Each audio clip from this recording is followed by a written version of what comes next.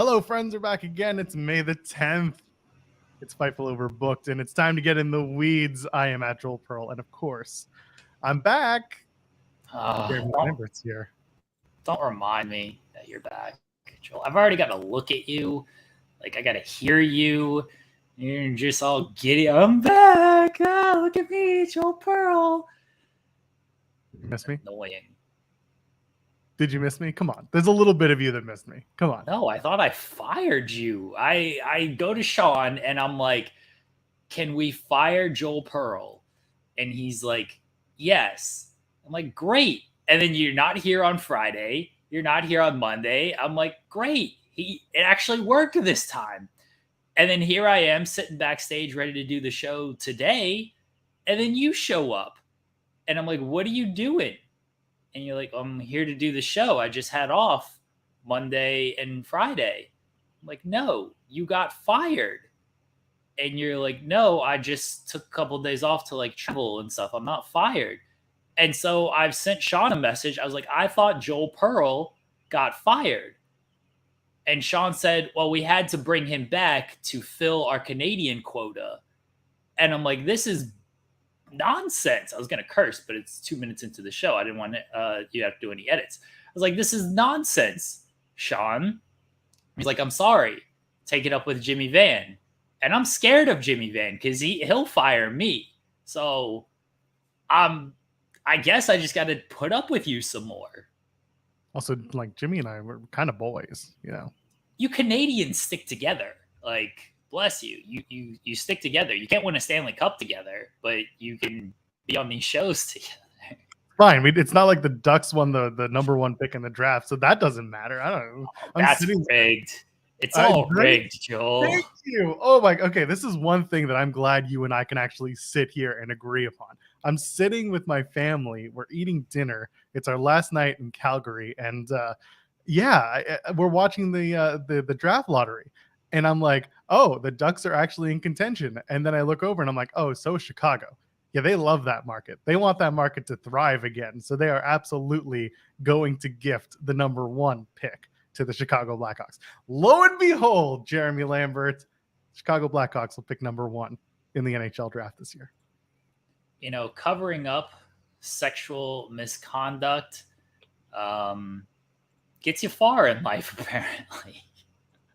And in the first 3 minutes, Joel then had to edit that entire comment out of the video. I'm not going to, let's face it. Anyway, we're here. It's 10 a.m. I am happy to be back. Big thank you to SP3 for coming in and joining the show for the last couple of days. He did a wonderful job with Jeremy, and I always appreciate it when SP3 is around. And of course, if you want more SP3 and Jeremy, you can go watch FMC every single Tuesday here on Overbooked. Let's talk. We got Jeremy. We've got 2 hours as always. We've got Marty Garner, who you might know as Champagne. That's first name Sham, last name Payne. He's going to join us at 10:30. For those who don't know, he was one of the referees involved with AEW's Firm Deletion that was airing this past Friday on Rampage. So that's going to be fun. We're going to talk to him about that. And the most famous pedigree in the world. We're going to talk to Marty about that too. And at 11:15 a.m., Vinny Pacifico is here. Jeremy Lambert's best friend in the whole wide world. True. He keeps showing up, and you know what? He's always fun when he does. Vinny's going to talk to us about a lot of stuff. I have questions about soda that I want to ask Vinny because he's a big soda guy, and I know he's got Bang, that energy drink that he's part of the endorsement of. So we're going to talk about Vinny Pacifico at 11:15 a.m. This is all Eastern time right now. It's 10:05. Jeremy, I know you missed me. I know you were just chomping at the bit for my Backlash takes. I don't want to take too long. I do want to wrap up Backlash real quick if you'll let me. Please don't tell me how I feel that I missed you. I did not. Please let the record show I did not miss Joel Pearl. But if you would like to give your lukewarm Backlash takes, go for it. They are lukewarm because by now, here we are Wednesday the 10th, and the show was this past Saturday.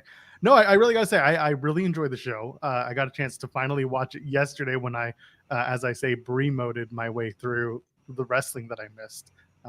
If you know, you know.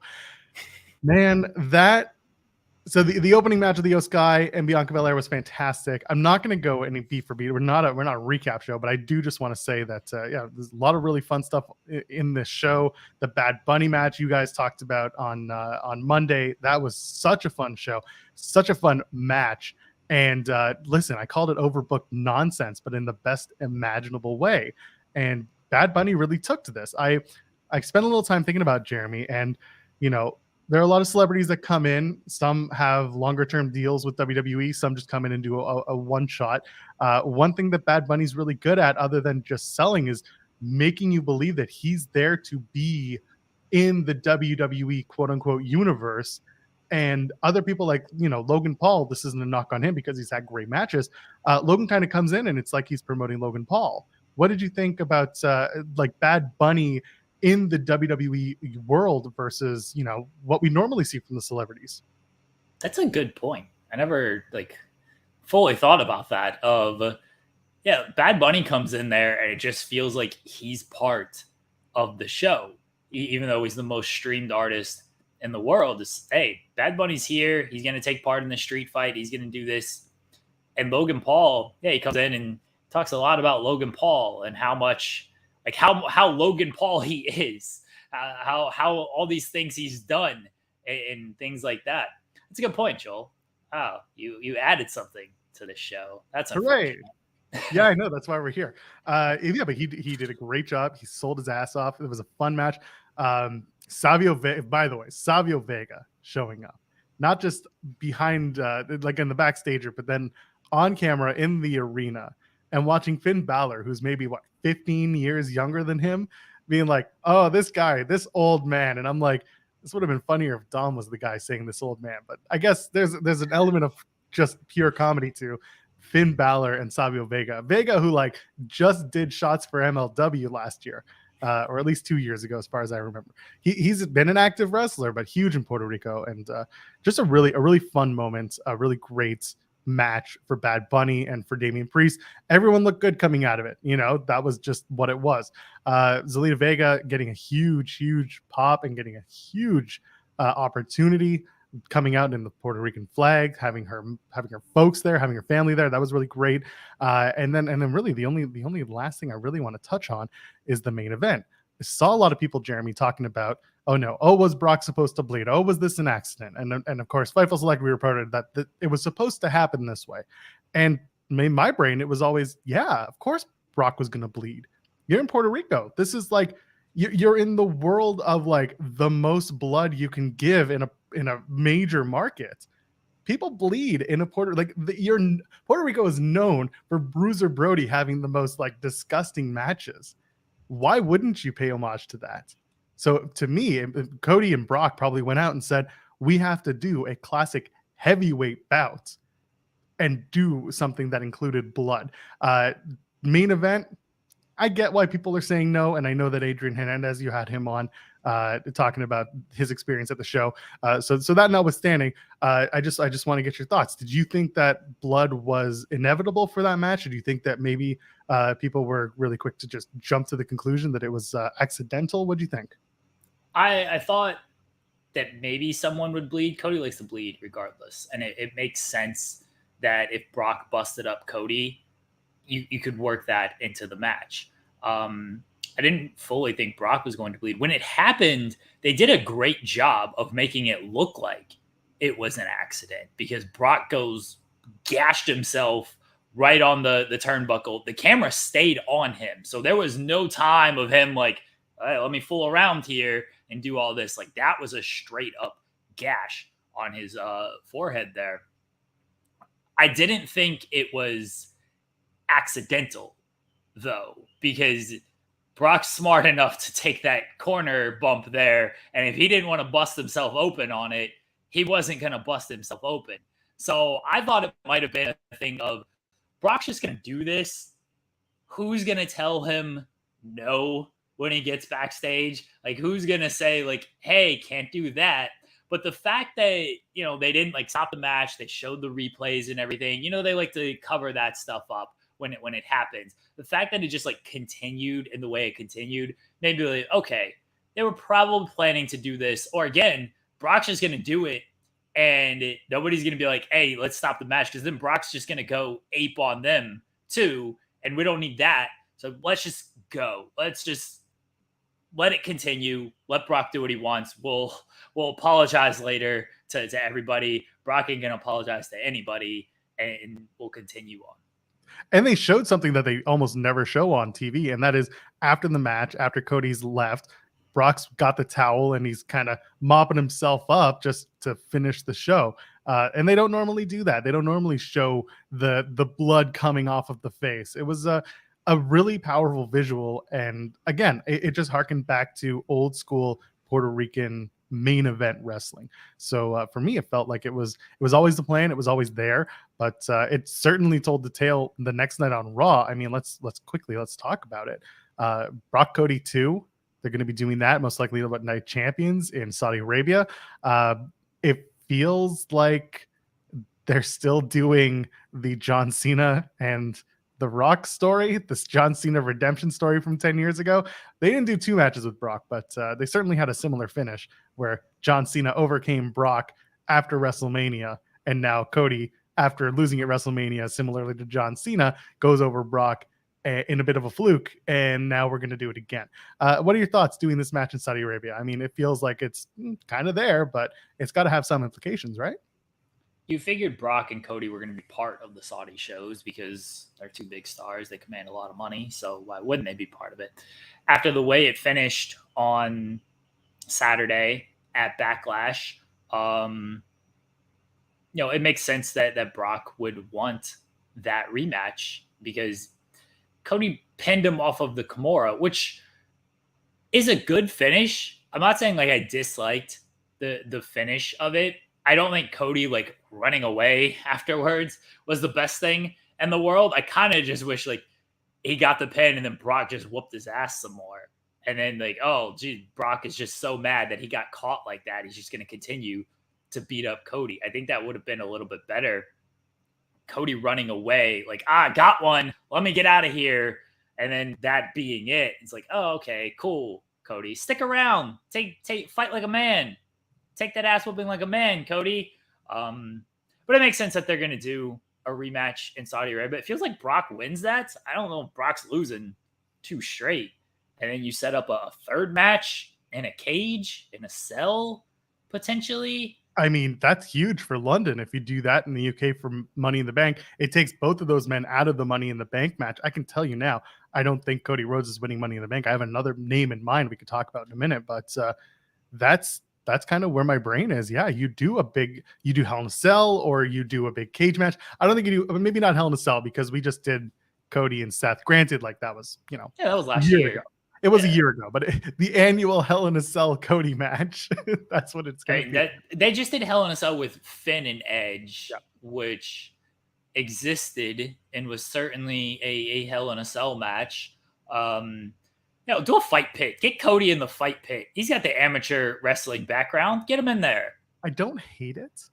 Someone on Twitter had mentioned doing it in a fight pit, and I was like, and I wasn't watching Raw live at the moment. I was like, are they actually doing that? And then, of course, no, they haven't announced that as the plan. But I'm sitting there like, maybe, but I don't know.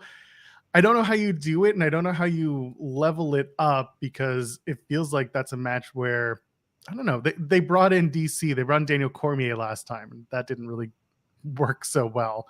But DC and Brock have a history, so you could do something with that. But I don't think they're gonna bring him back. Here's what you do, Joel. You mentioned leveling it up. You just say, we're going to level it up.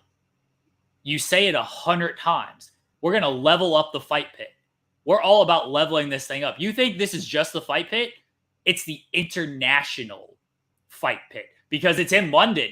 So you call it the international fight pit. You say level up 1,000,000 times, and then that's it. It's leveled up because you've added international to it. And you surround it with double-decker buses. That's again, just like All In, but this is how you do it. Everything has double-decker buses if you're in London. That's just the way it goes. They should do the parking lot brawl with the double-decker buses. Who did Eddie and Cena when they fought in the parking lot?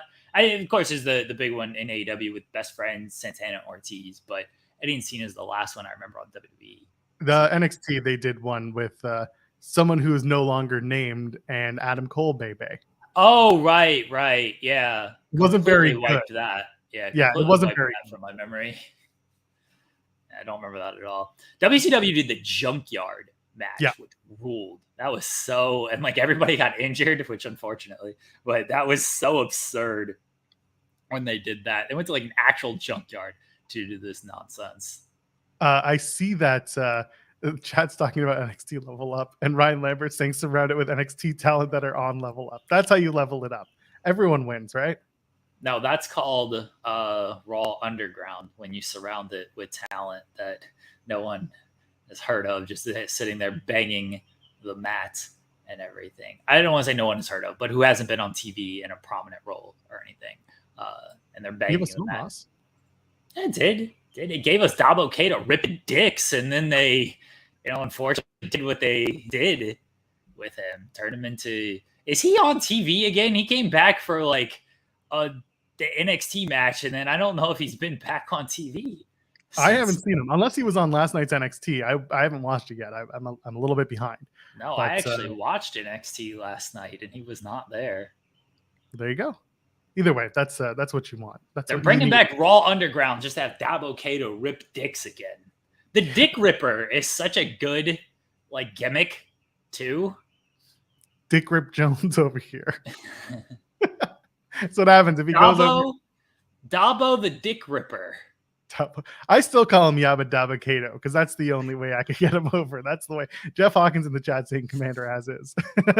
Why is Jeff Hawkins in the chat? Doesn't he have better things to do than watch this show? Jeff Hawkins is like a professional, and he's here like watching this. Jeff, come on. We're very famously in the background of a lot of people's work days because of the time on which we do our show. You know how many times I get a DM or a message being like, oh, I listen to you guys while I'm at work or in the background. And I'm just like, yeah, no, we're just white noise, literally, figuratively, just talking you through your day. So there you go. By the way, someone asked Sean in his select Q&A about putting us on the main channel. And that was a very, first of all, I don't know who asked the question, but I do want to say, thank you very much for complimenting the work that Jeremy and I do. Mostly Jeremy, let's be frank. But I guess his name's Jeremy, not Frank. But anyway, it was very, very kind words. And we really, really love being here on Overbooked. Keep telling your friends to come and join us here on Overbooked, because the main channel is great and there's a lot of really good content there. But there's also really, really strong content here on Overbooked. And we get to bring in the weeds to Overbooked and enjoy the fruits of our labor over here. So thank you for the kind words. And Sean also put us over, which is a rarity. So that's always nice. But come and join us here on Overbooked. And if you want to donate a super chat and support us financially, you can do that as well. Just the bottom of your screen on youtube.com/FightfulOverbooked. Any amount, get your question or statement right on the air. And leave us a thumbs up. That's free. Come on. Get on it. Have fun with it. Yeah, get those big old thumbs up in the air. Let's go. So Raw, we have the World Heavyweight Championship finalist coming in. It's Seth Rollins. First of all, I know you guys probably talked about this on Monday. Why a SmackDown contingent? Oh, we didn't have a great reason for it. SP3, he doesn't like Triple H's booking anyway, and like I'm not the biggest fan of it currently. It's just, it's a title to battle over. We talked about how if I'm SmackDown, so let's say Edge wins the title. Let's say Edge, he's on Raw now, so SmackDown just wasted their pick on Edge. Fox should not be happy about that. There should be some sort of trade worked out if a SmackDown person does this. And then it makes a little bit more sense if you make a trade out of it. There's no great reason for this. They're just in it. Joel, what do you want me to say? I get it. When I saw it, I was like, what are we doing here? But then I started to think about it, Jeremy, and I saw the field. Part of me thinks that, remember a little while back, we talked about how Roman Reigns and Sheamus never renewed their rivalry. Mm-hmm. Roman Reigns is coming back this Friday night on SmackDown. He's being promoted. What if Roman's going to say, LOL, this is a farce title, and I am going to beat the tar out of anyone who wins it? And what if Sheamus is the shock victor? What if Sheamus goes to the end, wins the title, and then we just again we made the joke, the meme that someone posted being like 2023 they introduce a new world championship. By the end of that year, Roman Reigns has it. 2024 they do it again, same thing. 2020 same thing. What if this title really is just a giant red herring and we're just back to square one? Does it lose credibility? Well, the title loses credibility, but does the booking lose faith amongst the fans? And is it just a giant waste of time? This would honestly be a tremendous bit if they introduced this title just to get another belt on Roman Reigns. I would respect that booking. Honestly, I would respect it. I've called Triple H a coward for his booking a lot recently because I do think he's done some cowardly things with his booking. If he just introduced this title just to put a third belt on Reigns, that's not cowardly booking.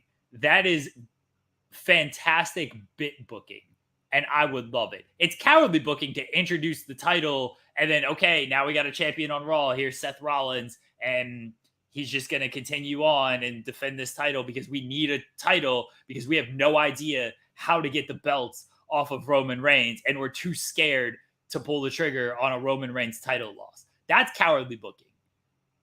If you just put a third title on Roman Reigns, I'll applaud. I'll send him a fruit basket myself. I'll do it. Get it ready. Get the fruit basket. Whatever Triple H is into, we'll send it. It's a meat basket. He doesn't want the fruit basket. He very famously said, "Thank you for the fruit basket, but I wish it was a meat basket." So okay, we'll send him the meat basket. We'll send him two. There you go.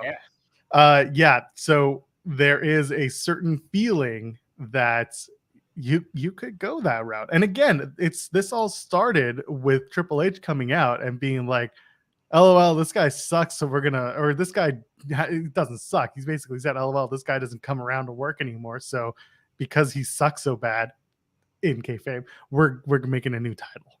We're going to make a new title. And Roman should come out and be like, I heard what you said. I'm pissed. You think I suck? Well, I'm going to take that title and I'm going to go away with it. And that kind of adds, it buys a little bit of time, and it allows for a little bit more, a little bit of gauntlet, Infinity Gauntlet Roman Reigns. He doesn't have to drop that World Heavyweight Championship, but it's a little obsessive for him. It's a new thing for him to obsess about. But if that's what they do, honestly, respect. And then you do the match. You do the match at Money in the Bank, and it's Sheamus versus Roman Reigns. And then you have the Money in the Bank match. Jeremy, I think I might know who's going to win the Money in the Bank, and it might upset a lot of people. I think we're finally looking at Bro in the Bank this year. Oh boy. They're beating that ass so bad that it's almost inevitability at this point. And inevitability, I have to enunciate, that Matt Riddle walks out with the Money in the Bank briefcase. Unless there's another name. Drew McIntyre is another one. If he comes back, turns heel, does it in the UK, that's a huge move. But if you keep beating Riddle this badly, I have to start thinking you're about to give him a major accolade, and that's Money in the Bank. What do you think? I think this idea is awful. As is tradition. Yeah. I'm trying to process it because Riddle, I don't have a clear Money in the Bank winner just yet. It makes sense because typically when they do these Money in the Banks, they do beat the guy a lot. And then it's like, oh, well, here's your Money in the Bank. Like, doesn't matter that you lost a lot. And then when he wins Money in the Bank, they still beat him. It's like, well, don't worry. He's Money in the Bank. So he's going to win the world title after losing all these matches because he's going to cash in. It's okay. Don't worry about it. We got a ways to go before that. Yes. Let's see how it plays out.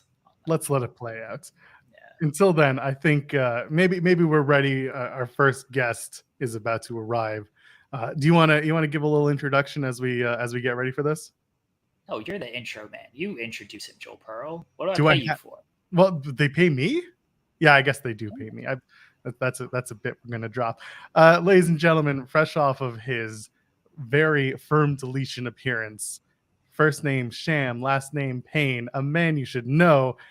Marty Garner joins us on the show. I hope he's here. I hope his thing may have just crashed. Oh my goodness, there he is. Hello, so how are you? Oh, and he's gone again. He's got the North Carolina internet like me. It's awful. Good stuff.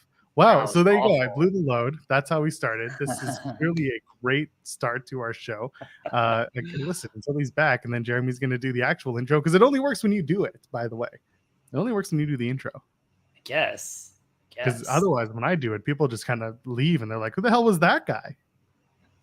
This is what I get. Fair response, honestly. A very fair response. I wasn't. Yeah, he took one look at me, he ran. I get it. Saw the beard. He's like, "Oh my god, that's a gray beard." And I'm like, "Oh, I tried." Anyway, while we're waiting for Marty, let's wrap up that Money in the Bank conversation. Any opportunity you think of Drew McIntyre coming back, and that's the lead in to bring him back to the forefront? Why is he turning heel? Why you mentioned a heel turn? What him winning Money in the Bank can get the biggest reaction of the night. So 2 reasons why. One, gotten a little bit stale. The way that he was booked lately hasn't been very effective, in my opinion. He's taken a lot of time off. Of course, there's some injury and some rehabbing involved. That's fine, but yeah, there's a bit of that. And then on top of it, historically, Money in the Bank is a opportunity for a heel to call their shot and win. Now, again, goes back to, if let's say Seth Rollins wins the World Heavyweight Championship, and this is a legitimate championship, then Drew, who is a Raw wrestler, can take it off of Seth and cash in as early as that night. And that's easy peasy. That's good heat. And now we've cemented Drew McIntyre as the guy on the other edge of the fence. And yeah, that's a big opportunity for him. That's kind of where my brain's at. Do you agree, disagree? Would you do it differently? What do you think? I'm all for a Drew McIntyre heel turn, because I do think he needs to be freshened up in that sense. Like, he's just kind of basically since the pandemic, pre-pandemic, when he got on his big babyface run, it's kind of been the same Drew McIntyre throughout all of that. He lost momentum throughout the pandemic. Not his fault. No crowds. You can only do thumbs up, thumbs down, get a reaction. Hey, all you cool cats and kittens, too many times in the Thunderdome era. So not his fault at all. And then coming out of the pandemic, they cooled him down because everyone thought he was going to win the title from Lashley. Didn't do it.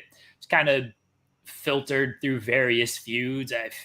I don't even remember how he feuded with Corbin, which doesn't typically go well for anybody coming out of it. The Cross thing existed. Another thing that just kind of existed. The stuff with Sheamus was good. I actually thought they could have got more mileage out of that with them as a tag team. When he was interspersed with the Bloodline stuff, Bloodline was really firing. Then going into Clash of the Castle, took the hit at Clash of the Castle just because he lost when he was built up so big, and then the Tyson Fury stuff didn't go so well for him either. So yeah, it makes sense to turn him heel because he's been off since Mania and everything.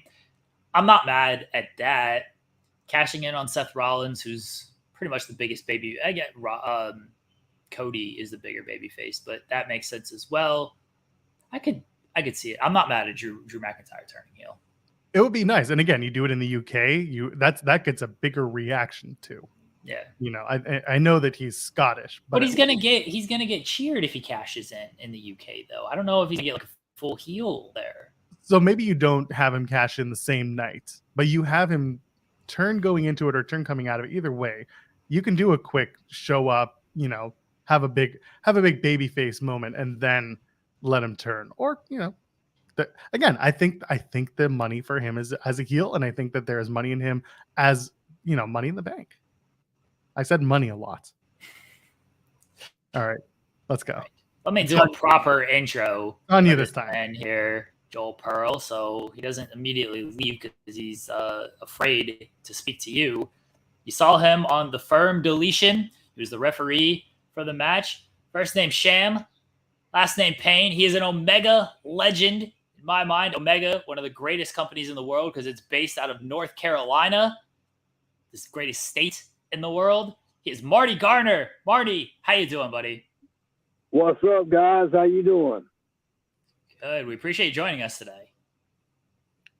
Yeah, man. I'm flattered. Thanks for having me, brother. Oh, of course, of course. So let's jump into the Firm Deletion. You were there, referee for the match. Obviously, you've maintained a relationship with Matt Hardy, but how did that come together? Matt just asked you, hey, you want to do this? And then that's how we were rolling? Yeah, well, I live about 6 miles from Matt, so it's very convenient for me to show up. But he called me and said, "Hey, man, I got something. If you want to do it, man, it's the Firm Deletion match at the house, man." I said, "Yeah, I was going to ask you about that. If you needed any help or not on that, I would be glad to do it." He said, "Absolutely, dude." He said, "Why don't you come over and we'll talk about it?" And so we talked about it, and he said next. Well, I think we filmed it a little bit before we did it. You know what I mean? But it was. I was glad to do it, man. I had a blast. Got to see Caprice and everybody, man. It was a great deal. So with that in mind, I mean, talk to me about the filming day. That must have been a long process, because I mean, they had some shots that went day to night, but also some stuff that was inside. They went everywhere. So run us through it. Like, what was that filming day like for the Firm Deletion? Well, I think I got there about 5:15 that afternoon, and I left that morning at 3:45 a.m. So it was quite a day. And but Matt had food there for us and snacks, and it was great, man. We got to catch up with some guys, man. Hadn't seen in a long time. It was a lot of fun. It really was. Hold on, let's pull it back for a second. What kind of food are we talking about? That's the most important question. What kind of food are we talking about? Oh God, you gotta make me tell it. We had pizza. Peanut butter and jelly sandwiches. The little the Crustables where they don't have any crust on them. We had those. The energy drinks. We had the what else do we have? All the good snacks got going really quick too. But we had food to eat. I'll just say that we didn't have it a big catered deal, but I consider Pizza Hut catered. You know what I'm saying? Matt didn't spring for the Bojangles? Oh, come on. It's North Carolina. We got to have the Bojangles. I know, there. Man. I mean, come on, dude. He didn't spring for the Bojangles. Where Matt lives, you're lucky to get sunlight in there. So it's he's back in the sticks a little ways. Had you been familiar with everything going on in AEW and the Firm Deletion and keeping that up when you got there? Did Matt have to, or anybody just have to be like, hey, here's who I am? I've been keeping up with it. Yeah, I've been keeping up with the Deletion stuff and Matt and everything going on at AEW, man. I think they're doing a great job, man. And it's getting better and better, I think, at AEW. So, yeah, I've kept up with it. I knew who everybody was. I knew the roles. I knew what was going on when I came in. So, me and Caprice have kept in touch over the years. And, Caprice was our first trainee at Omega. He was our first trainee, and he's done pretty well for himself. And we're very proud of Caprice. What's it like seeing all ahead. Sorry, Joel. What's it like seeing all the Omega success throughout really the years? Because I'm from North Carolina. I moved here when I was 10. And so I'd heard about Omega because when the Hardys started getting big on WWE, I found out they were from Omega. And, you've got them.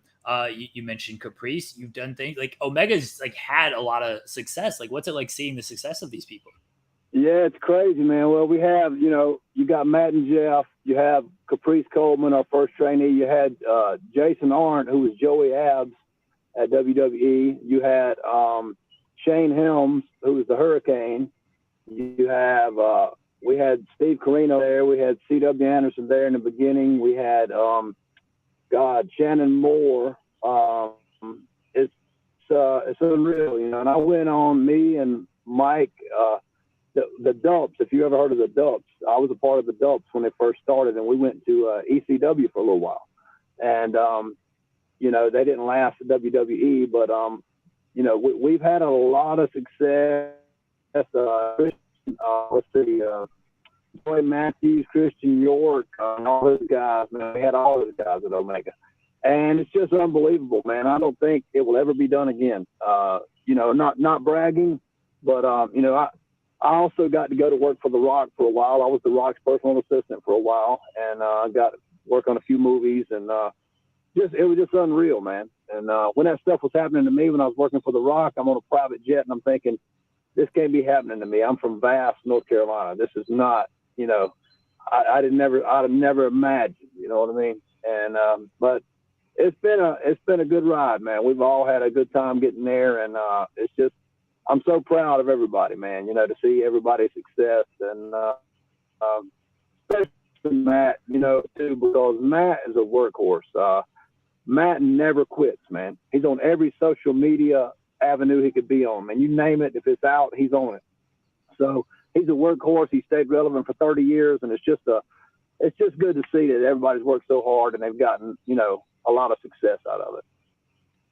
So I love that you just brought up two of the things I really want to talk about, and that was your time in ECW. Let's start there. So you're there in 99 and 2000. It's a different ECW from years prior. Talk to me about, you know, the locker room there, the people that you worked. I loved ECW when I was a kid. So to talk to someone who was there and boots on the ground and in the ring, what was that experience like?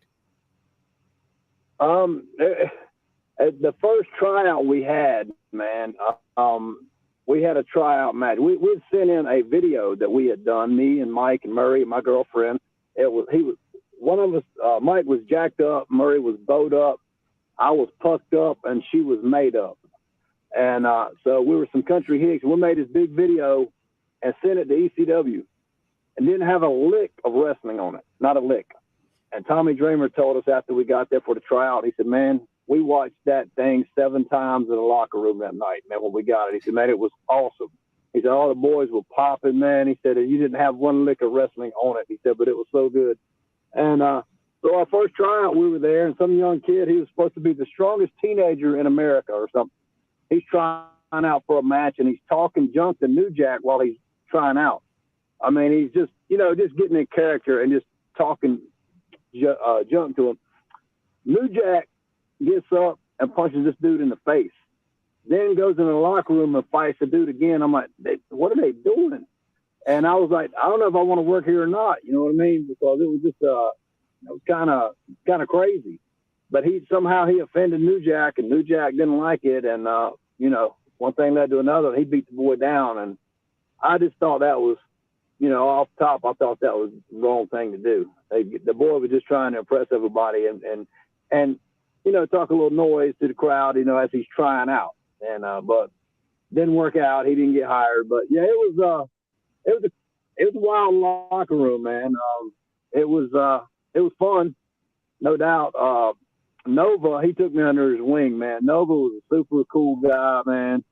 He tried to rib me a few times, but he took me under his wing and, you know, told me what to do, what not to do, and kind of, you know, took me in as a lost sheep because I didn't know what to do, what to say, and who to talk to, who not to talk to. And Nova really, he stepped up, Mike Busey, or Busey, however you say it.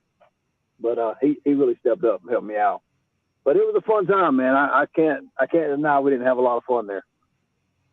Was there a rib that you want to share that Mike tried on you that you were able to get ahead of and maybe stop from happening? Yeah, well, it was something simple. We go to this motel one time, and we're going to try to get a room. So I'm following Mike in his car. And I forget who's riding with Mike now, but he starts driving around the building. I follow him around the building. And I followed him around the building a couple of times, and I said, oh, wait, he's ribbing me. And that's what he was doing. He was ribbing me. And I called him, and I stopped, and he's just laughing. He goes, dude, you caught it. I said, yeah, I'm from the country, but I'm not that stupid. And just little stuff like that, man. He wouldn't do it. He wouldn't pull any big ribs or anything like that. But not like the night Matt Hardy walked out of a hotel room with a washcloth and a piece of feces in his hand. And it walked towards me and Jeff and Jason Hart, and we started screaming. And we're Matt, put the thing down. And he finally throws it out over the balcony. He said, I hope that doesn't hit Vince McMahon's car. But that was a rib I'll never forget, just to bring up a crazy rib. Matt Hardy had the best one. I'll give him that. Not an ECW story, but, still. Just as good. Yes. Yeah, I mean, he wrote about that in the book, man. He scared us to death with that thing. I gotta ask you about being the Rock's assistant. Like, how did that come together, and what was that like working? I mean, he's like the biggest star in Hollywood now. Well, at the time, it was 2003. I went out to California to do some stunts on a video game. Guy wants me to do some stunts on a video game for him, because I've been doing some stuff in Mali on a video game for Epic Games, who big game Epic has now. God, they have a huge game out now. Anyway, I know a bunch of people out there going, I know, but I can't think of the name. Anyway, so Epic Games, I'm working for them. They tell this guy in California about me. He gets me out there working on a video game, doing stuff on a video game. He says, do you know The Rock? And I go, yeah, I know The Rock. I said, I used to work with him, somebody, WWE, I did some enhancement talent kind of stuff. And he goes, well, I'm going to call him and tell him you're with me. Okay. He called him and didn't get him and left him a voicemail and said, call me back. Marty Garner's with me. Rock never called back the next day. And I'm like, oh, I look like a freaking goof here. So next day, he said, let's go to the movie set. He's filming The Rundown out here. I go, man, I don't know if that's a good idea. So we go to the movie set. Rock's not there. His stunt double's there. His stunt double says, man, hang on. He said, man, let me call him. Y'all come to the bar with me. I'll call him. And I hear him call him, and he tells me, hey, man, some guy named Marty Garner, Champagne. And I hear Rock pop on the other end of the phone. He goes, Marty Garner's there. He said, put him on the phone, man. Put him on the phone. So he put me on the phone. He said, what are you doing here? And I told him, doing stunts on a video game. He said, come out to Hollywood and Vine tomorrow night. We're filming for The Rundown between 12 and 6 in the morning. Rundown the movie. Between 12 and 6 in the morning. And so I came out there. And as soon as he saw me and they said, "What?" he went right into my pro. He goes, first name, Sham, last name, Payne, former exotic dancer from Las Vegas. And he went through my whole field. Everybody started clapping. He said, hey, that's not me, that's him. And so anyway, that was in January of 2003. And in March of 2003, WrestleMania, where Rock wrestled Stone, I went out there. And I didn't know I was coming. And he saw me, and somebody told him I'm in the lobby, and he says, he called my phone and goes, hey, man, you got to go out with us tonight. I said, cool. And he says, me. Oh, no. It's getting to the good part. Yes. We just lost Marty. He'll come back. He'll be back. His internet was starting to give him some guff, but he'll be back. Oh my goodness. I'm really loving this conversation. There's some really great stuff. So he's getting into the story of working with The Rock. I can't say I was surprised that the first thing The Rock did was walk in and just shout back his entire gimmick. I love it. I mean, The Rock is that guy. If he knows, he knows it. So, oh man, it's so much fun. Getting some ECW talk out of Marty too. Hopefully he comes right back. He's going to come back and join us, and we'll wrap it up because we got to ask him the question, Jeremy. We got to ask, and everybody wants to know about we got to finish the Rock story first. Yes. Everyone wants to know about the pedigree, and I want to ask him about being MVP's first televised match as well. Yeah, absolutely. So it looks like he's just on his way back. Let's get Marty back here. I hope. Marty, are you back? Do we have you here, Marty? You guys, can you still hear me? I lost for a second there. Yeah, we got you back. Yeah. Still might be a little choppy. Might be a little choppy, but I think we got you. Yeah. So you were in the middle of saying how it was March. Rock was wrestling Austin at Mania, and you were going through that portion of the story. Oh. Marty, we got you there?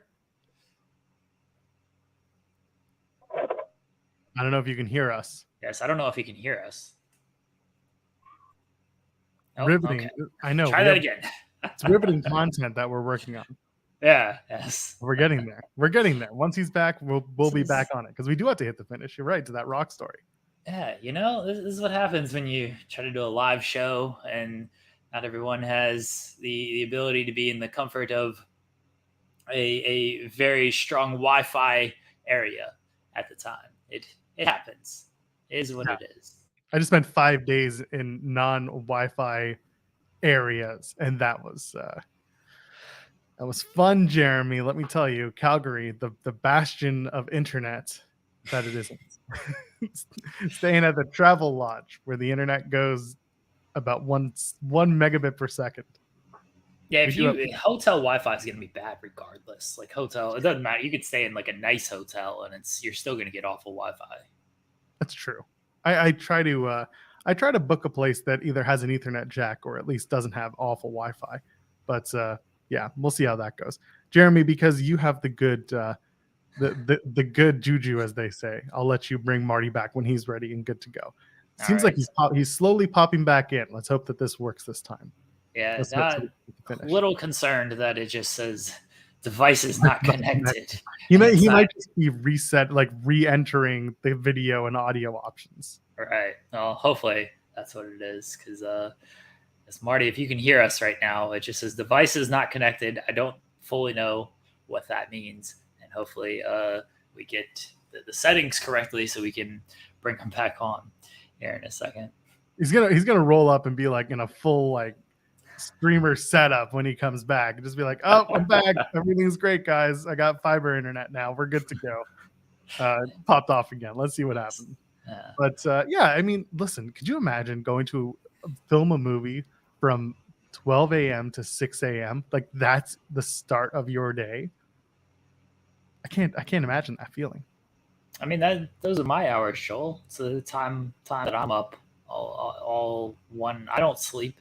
I'm up 24/7. I'm not filming movies, just listening to interviews. Long days, long nights. It happens. It does. That's what the pros do, Joel Pearl. That's what the pros do. All right, let's bring Marty back on. Let's see if we get the connection here. Here, Marty, can you hear us? Might be the ear gimmick. Maybe. Guy got the audio, the ears gimmick going back. This is the fun of live television. Well, live streaming, if you will. Marty, can you hear us? Can you hear us? Hey guys, I don't know if you can hear me, but I can't hear you. Oh, okay. Well, we can hear you, but now we can't. Yeah, let me text them. Hold on. Let me text them and say we could hear you. We could hear you. Guessing you couldn't hear us. We are so close. We're so close to getting the answers to the most important questions that people are here for, the ones that people really want to know. And then after Marty is off with us, we're going to talk to Vinny Pacifico around 11:15 a.m. That's going to be a really fun conversation too. You think Vinny has fiber internet? We're going to ask him. I'm going to ask him. I mean, we can certainly ask him. Marty said he couldn't hear anything. I don't know if he has headphones. I don't know if I thought he did when he first got on. I thought I saw him wearing an earpiece. Yeah, maybe.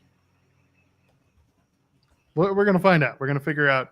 We're gonna get Marty back because we gotta finish this. We do like it says in the chat. We gotta finish the story.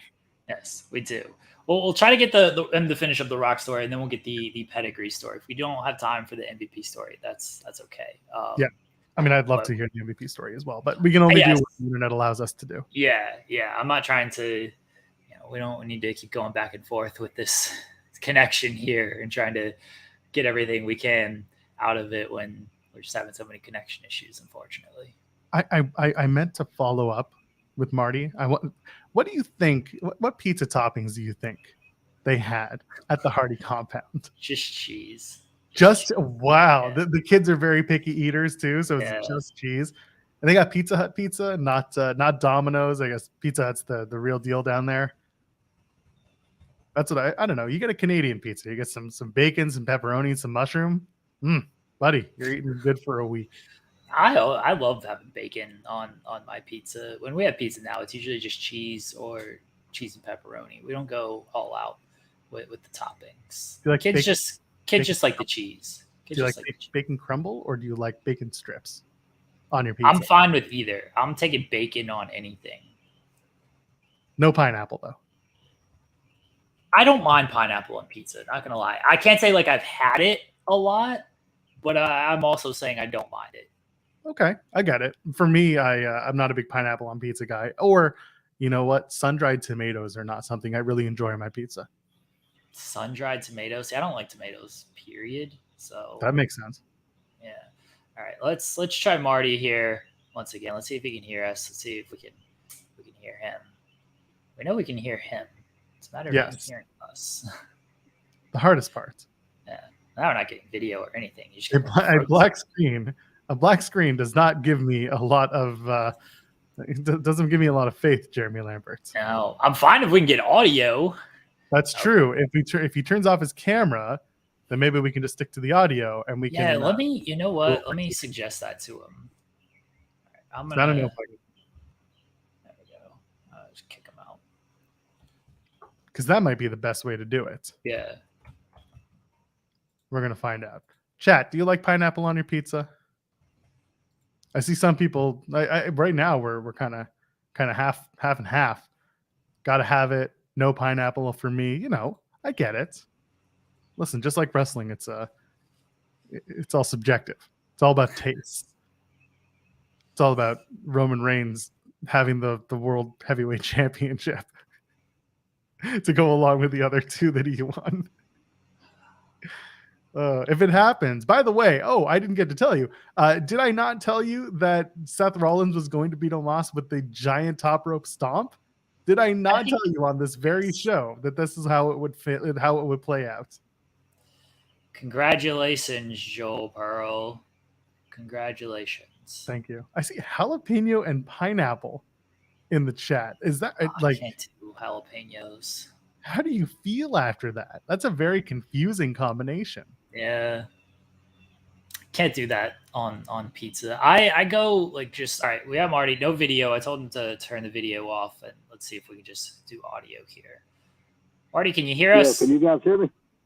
We can hear you. Can you hear us? Yeah, I can hear you, man. Perfect. All right. Yeah, bro. There we go. All right. I don't know what happened. It's Matt Hardy tells this story. He's doing an interview. I'll keep this brief because I know he's doing this interview with our boss Sean Ross Sapp, and his internet is so bad in North Carolina, and it's because like his house apparently is just too big that the internet doesn't reach everywhere. But North Carolina internet, I'm here. You're there. It's awful. You can't get a connection anywhere. Right. Absolutely. Absolutely. All right, Marty, you were telling us it was March. Rock was wrestling Austin, and that's where the story was with being the assistant.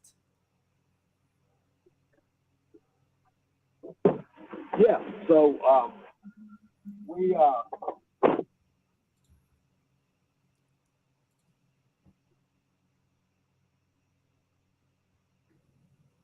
Did we lose him again? Marty, can you hear us? Here's something going on. I hear the cackling of internet. Yeah. The internet gods just don't want this to. They don't want the story out. No. We can't win. The Rock controls the internet. He's like, you're not telling the story, brother. You know, something from me. And I said, man, I'm just here, man. He goes, look, I want to know if you want to work for me now. He said, I got a movie coming up. He said, if you want to work on the movie, he said, I'll be glad. It was so close. It came in clearly. Jeremy Lambert, we're getting honey-dicked by the internet. And it's just wonderful. If you're listening to us in audio, Jeremy just like took an exasperated sigh and just leaned back on a couch. He's just done. Jeremy, I swear we're gonna get it back. We're gonna get it back. We're also gonna get it from Vinny. We're gonna. I promise.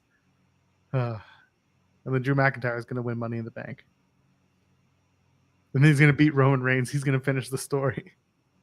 Take the titles to AEW. You know, the whole 9 yards. Come back to me, Jeremy Lambert. come back to me. Marty's coming back to us. He's almost here. All right, let's.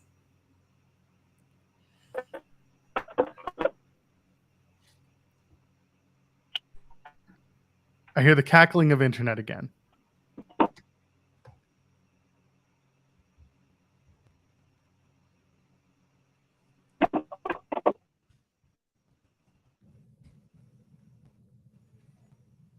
Why is the internet in North Carolina so bad? Y'all just have like one carrier and it's just not great?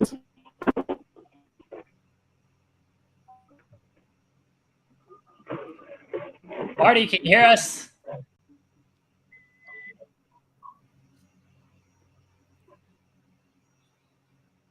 And at that time, it looked like he was parking his car. Maybe. Looking for a place to park. Yeah, how do they fly drones if they can't, get the internet working?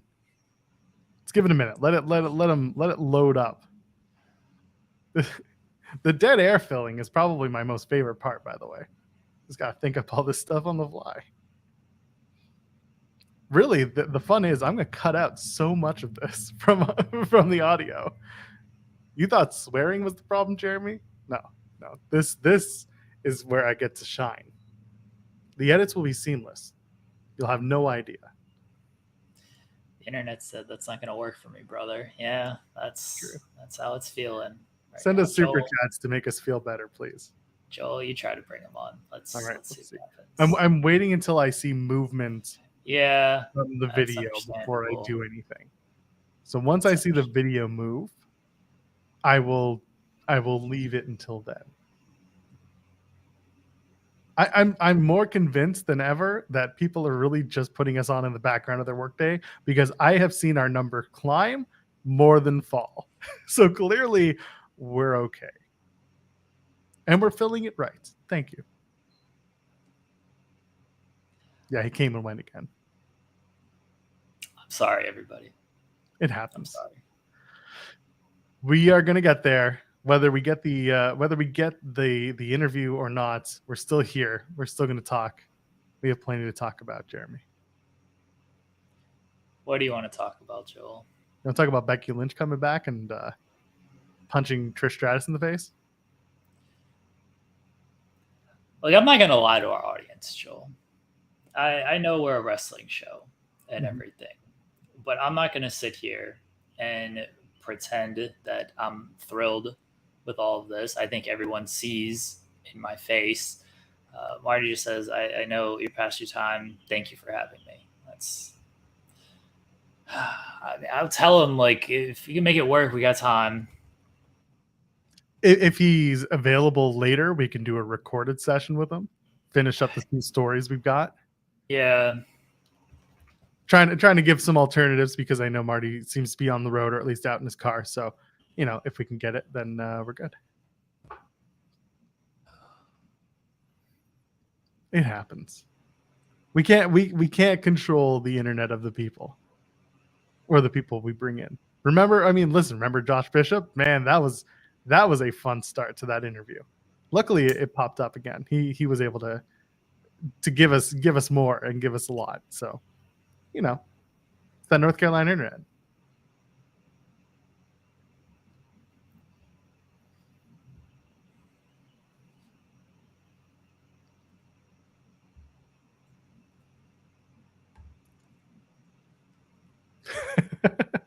I was going to time him out, but you went the whole 9.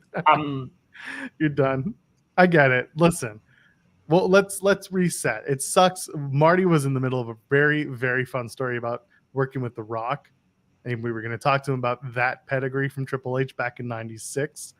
We might still get it. We might not get it right now live on the air, but we still have Vinny Pacifico joining us in about 15 minutes, and I'm sure that will lighten the day.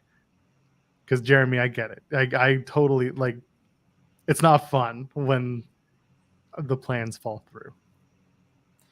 It's not plans falling through. We can't control the internet. I'm just sorry, everybody. I want this show to be good, and I think it hasn't been good right now. And again, I'm not going to lie to the audience and sit here and pretend that I'm happy with stuff. It's not out of, it's out of our control. It's not something that we had planned. We didn't do anything wrong. It happens. It's just unfortunate. Marty was a good guest. He had good stories to start, and we're going to get into some more stuff. Right? He's back. We're going to try again. See what happens. It looks like the audio or the video is coming through a little clear. Yeah, let's give it a shot. All right, go ahead, Joel. Try this. Marty, are you back? Yo, I'm back, Okay. man. I don't know what happened, man. So sorry. It's okay. All right. No, you're good. So let's go back. Let's get that Rock story. Working with the Rock. Jeremy, you want to tee that up again, and we'll get Marty talking about it. Yes. So it was March. He was wrestling Austin. You were talking to him about things. Continue. Did we just get it again? I stayed, that after WrestleMania, I stayed another day. I stayed on until Monday. He said, "Man, I want you to hang out with my family with me, man, and just talk." And I said, "Absolutely." Oh, Marty, it's robotic. It's so robotic, Marty.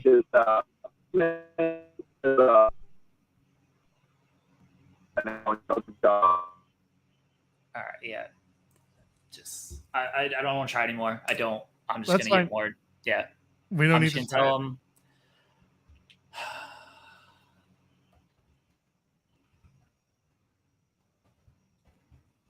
Sorry, friends. This is a first for us, having this much frustration. So let's we'll move on. We'll tee up. We'll talk about something else. We had a lot of good conversation with him to start. We got the Firm Deletion stuff off, Jeremy. That was great. We had a good chat about ECW.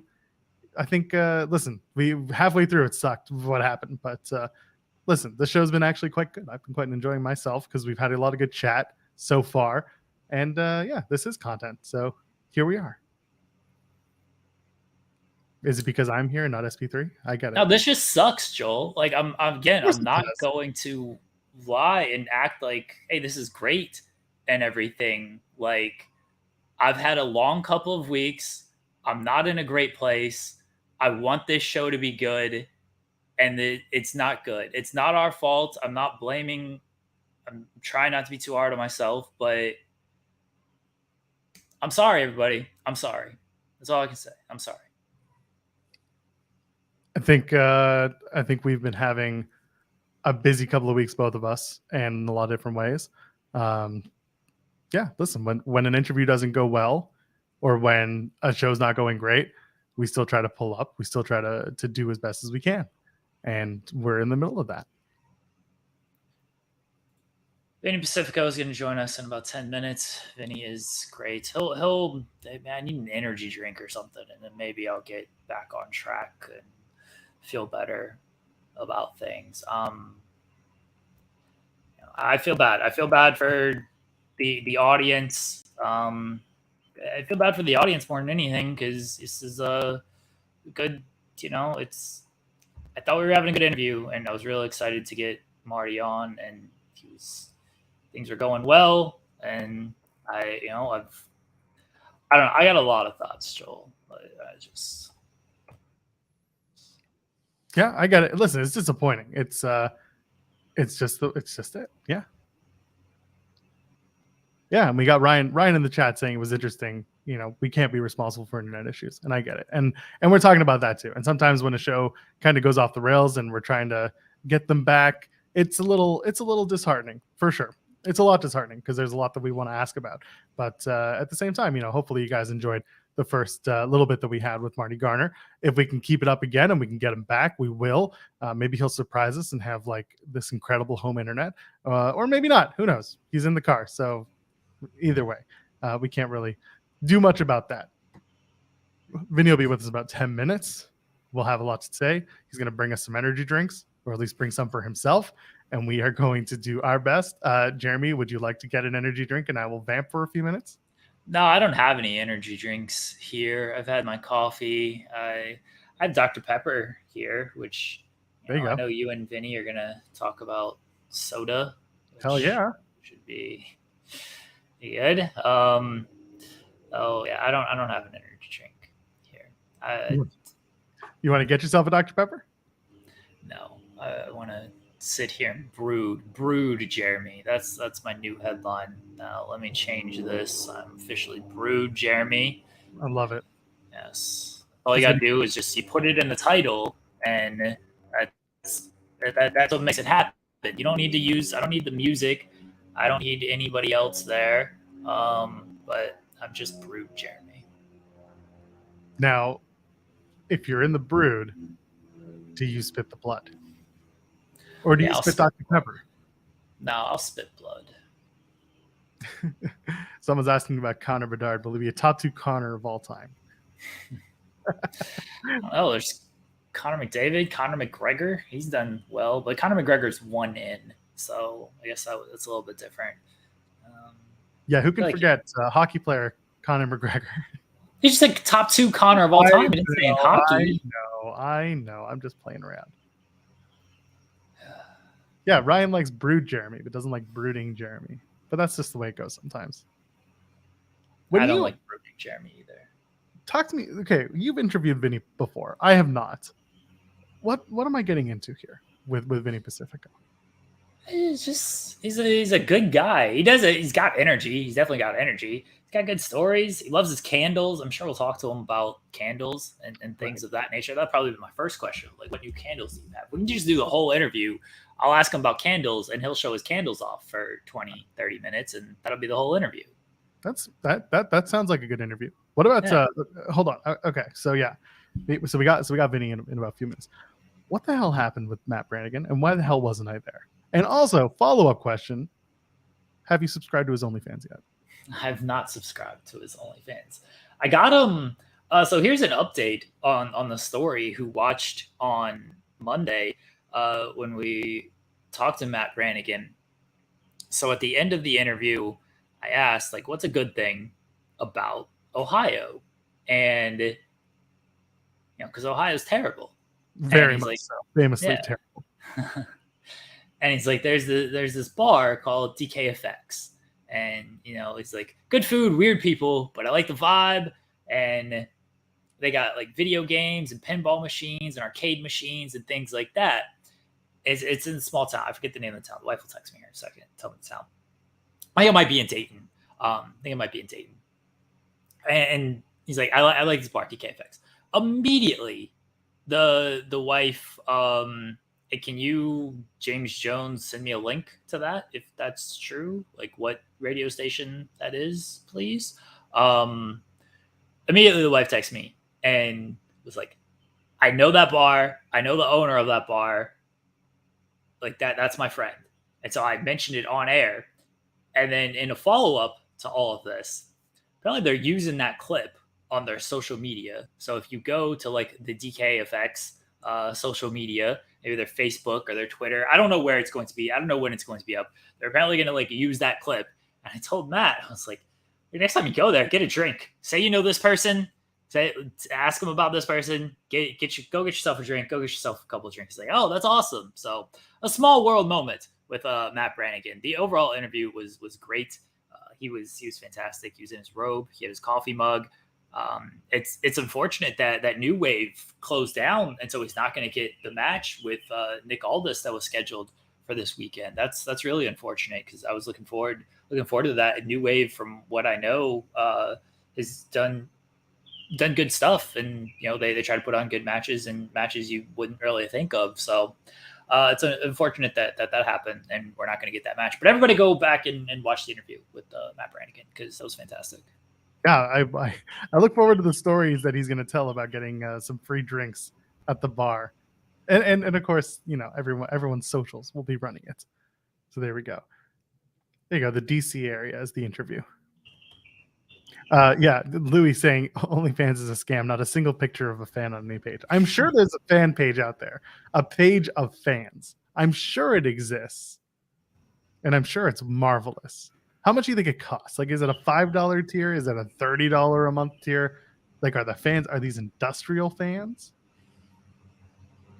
do we just are they fans of fans? Would you ever open OnlyFans, Joel Pearl? No, my self-esteem is not that high. I'd have to work on a few things first. What kind of content would be on your OnlyFans? Everything. But Just also everything? What does everything entail? If people have enough money, slinging dong, as our pal Steven Jensen likes to say. I don't know. I don't know what I would do on an OnlyFans. What would you do? Do solo content? Do clang and bang, obviously.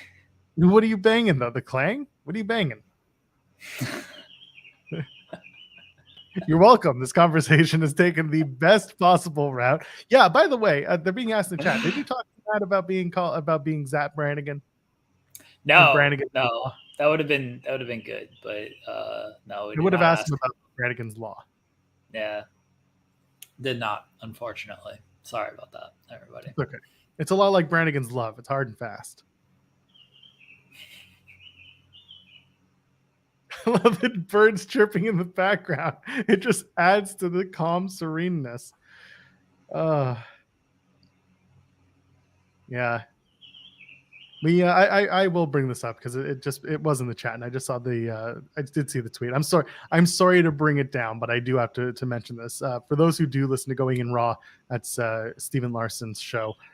They're number 3, their third guy, the Enforcer, Steve Bradley. Unfortunately, he passed away last night.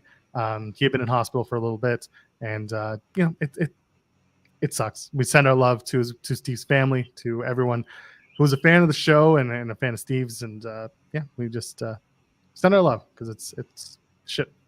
It sucks. Oh, that's awful. I'm sorry to hear that.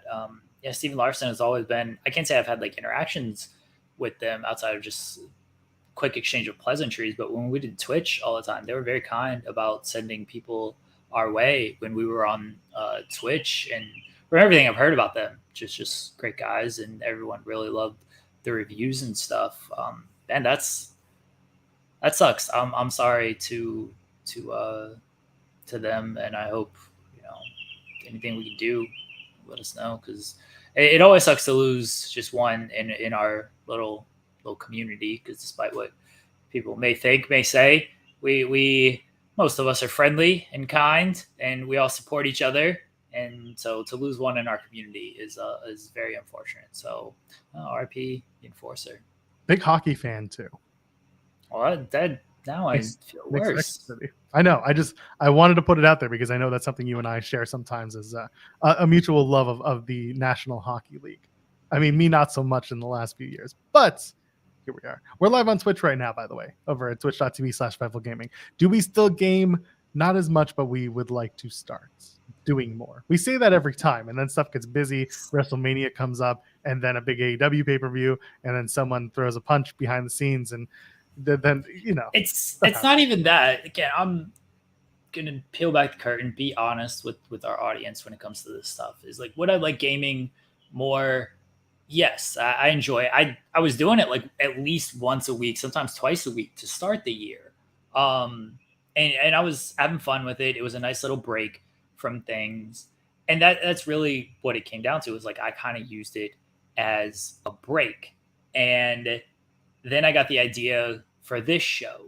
And I thought this show was more valuable to the space than me sitting on Twitch playing wrestling games every now and again, because it was a nice break for me. Like, I had good interactions with people, but like it wasn't the most fruitful, prosper type of thing. It was legitimately just, I get to take a break for 2 hours and just play video games. And like, that's fine. That's fun. But I like to contribute in different ways when it comes to this stuff. And I think this is just much more like, this is still a break from my news writing portion of it, but it's more valuable in the sense that we get guests on the show. I can get articles out of this, and Twitch it wasn't something that was, it felt valuable enough to me to I wanted to contribute in a different way. Does that mean that like there isn't a space for other people to do stuff on Twitch? Absolutely not. Like that if somebody else wants to do stuff on there, cool, they're open to, but otherwise the Twitch just kind of shows. and things of that nature. So that's largely why the gaming has stopped on Twitch. Is I didn't think it was as valuable as something like this show. I thought my time could be of better use contributing work purposes instead of giving myself a quote unquote break by being on Twitch. You think our next guest would want to take over our Twitch? We'll see if he's on Twitch. Oh yeah. I'd give Vinny Pacifico a proper introduction, but he's going to do a better introduction for himself than I am. He's sponsored by Bang Energy. He's the most beloved man in the candle community. Mhm. I'm watching him backstage. I'm just trying to. He's Just scissored with daddy yeah. ass. Yeah, he's scissored with daddy ass. He's Vinny Pacifico. Vinny, how you doing, buddy? Very good, guys. Thank you for having me. How are you? Are you on a bike right now? Are you just like riding a bike? I'm on a bike. I got my bang. There it is. I brought the bang. Always gotta bring the bang. Yeah, I'm at the gym right now. Popped off my machine. I'm doing some cardio. Is this the first interview that you've done while doing cardio, or is this like a common thing for you? This is my second time doing it. I have a very big weekend ahead, so I have to be very careful with my time management and do everything whenever I can. So that's why I'm doing this now. All right, I gotta ask first of all, do you have fiber internet at home? Do I have what? How's your internet connection at home? Is it Pretty damn good. All right, that's good to know. And here at the gym, it seems okay too. All right. Oh, that's good. Yeah. Oh, yeah. You're all right for now. Okay. So, listen, this is my first foray into our conversation. So, hi, I'm Joel. It's nice to meet you, Vinny. I don't need to remember him. That's true. Okay. Yeah. Here's what I gotta ask right away. Did you ever try the Pepsi and Peeps mashup or what? I didn't. No. I was so close, but like the sugar in that's like 50 grams of sugar. It's insane. But I'm very tempted. I might even take a sip and try it. I like Peeps. Yeah, man, I can't. I'm not a Really? Peeps guy. Nah, I'm a Jew. We don't do Peeps. I love marshmallows, and it's like I think I told Jeremy if I were to have my own energy drink, it would be marshmallow flavor. Oh my goodness. Yep. See, you've got to try the Pepsi Peeps. Like we need a video, first sip video. That's what. So we get the honest, genuine reaction to it instead of like a review thing. Okay. I'll make it happen. Only for you, Jeremy. Joel. I appreciate you. No, it's for Jeremy. I get it. Tell us about the Bang Energy deal, because when we had you on Spotlight a while ago, you know, you were talking about this is what you're aiming for, getting an energy drink deal, and coming up with the marshmallow energy drink, which we're still going to make happen. But how did it all actually come together? So I'm going to post a clip of the match that came from. So I believe I had a match in Oregon. I did a spot that involved an energy drink in the match and posted it. It got thousands of views really quick. And 3 days later, I got an email from Bang with a contract. So I really believe that that's what did it. They're the only company I never reached out to. I reached out to Monster, Red Bull. The only company that reached out to me without me reaching out to them was Bang. And so that was it. I said, okay, I like Bang. I drink Bang. It's very, very popular drink. Why not? You know, and it fits. They also have a Power Punch flavor as well. So it just really fit. So I would say I did a spot, energy drink, Popeye, comeback, hit a bunch of cool moves. And that's how it happened. Just went viral with it. By the way, let me say, you were looking jacked. Like, oh man, no, I'm trying. Thank you. No, I'm trying. It's been a few weeks, on and off. I had a little injury I was nursing, so shoulder injury. But now it's feeling amazing, and I'm back in the gym every day. You are I don't know what you call these things. I don't have them, but when they're, you're looking jacked. Traps. Thank you. No, I appreciate that, Jeremy. I do appreciate that. Sorry. Trapezius muscles, Jeremy. Trapezius, yes. I ain't got that. I ain't got no traps. All right. The only traps I know about is music, and it's awful. It's the only... That one song is good. Come on. What is that one song? Headstrong? Oh, Headstrong. Oh, I was talking about. Okay, that's a band. I'm talking about trap music, like rap. Trap music. I'm so sorry. Oh no, this is much better. That's amazing. And yeah, that is their only good song. Everything else by Trapped is garbage. That song got played so much too. Every indie guy there is played that song on their fucking first. That was actually my first theme song. Like I was like 15 in a Royal Rumble, and I fell in my entrance. Oh, so now it's a trash song. We can't talk about it anymore. You got to use 12 Stones. You got to use that song "Broken." I used that for a pay-per-view once in like 2001, and then I found out that 12 Stones is like a Christian rock band, and I was like, what are we doing here? Why are we doing this? Hey, did Sue Young ever have some of that Bang energy drink when you? No, she didn't. No? She dumped it all over my head, and that was it. Really? Yeah. Why is she so mean? Yeah, why is she so mean? I thought I was being nice. I thought I was being helpful and doing her a favor. We got black cherry today. Oh, black cherry sounds good. Is that the worst interaction you've had when you've tried to give somebody an energy drink with Sue Young dumping it on your head? No, Darius Carter beat the shit out of me. He did.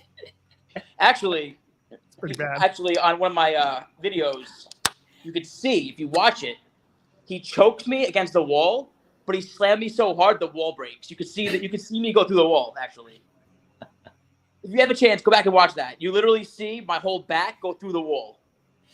That's because your back is so big, brother. And I'm so jacked. I mean, right, yeah. And then actually what happened was the wall broke and a bunch of like stuff on the other side of the wall fell over and people were yelling. But no one knew it was us. But definitely a funny promo. That was a fun one. But yeah, I got my ass kicked. My ass handed to me. The Sunny Kiss one was fantastic. Oh my God. I love Sunny. We go way back years.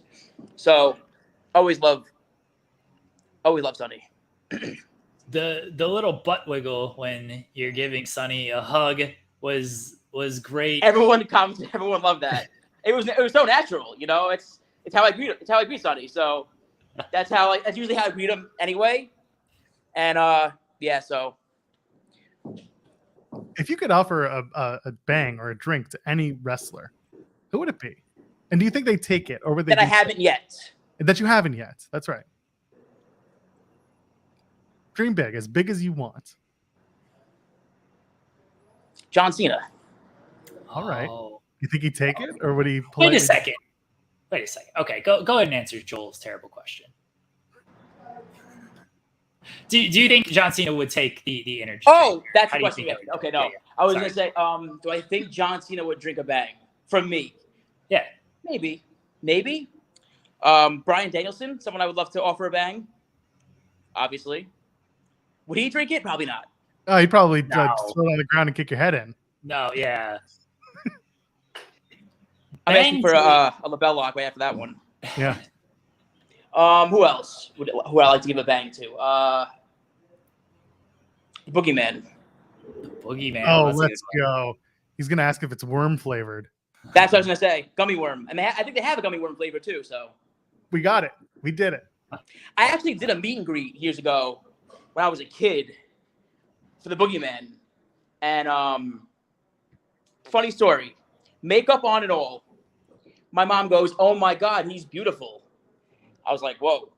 And she was like all night, like, "Oh, he's so handsome. Oh my God." And then he had gummy worms, you know, in the set, like for the kids to, you know. But it was and then he kissed her on the hand.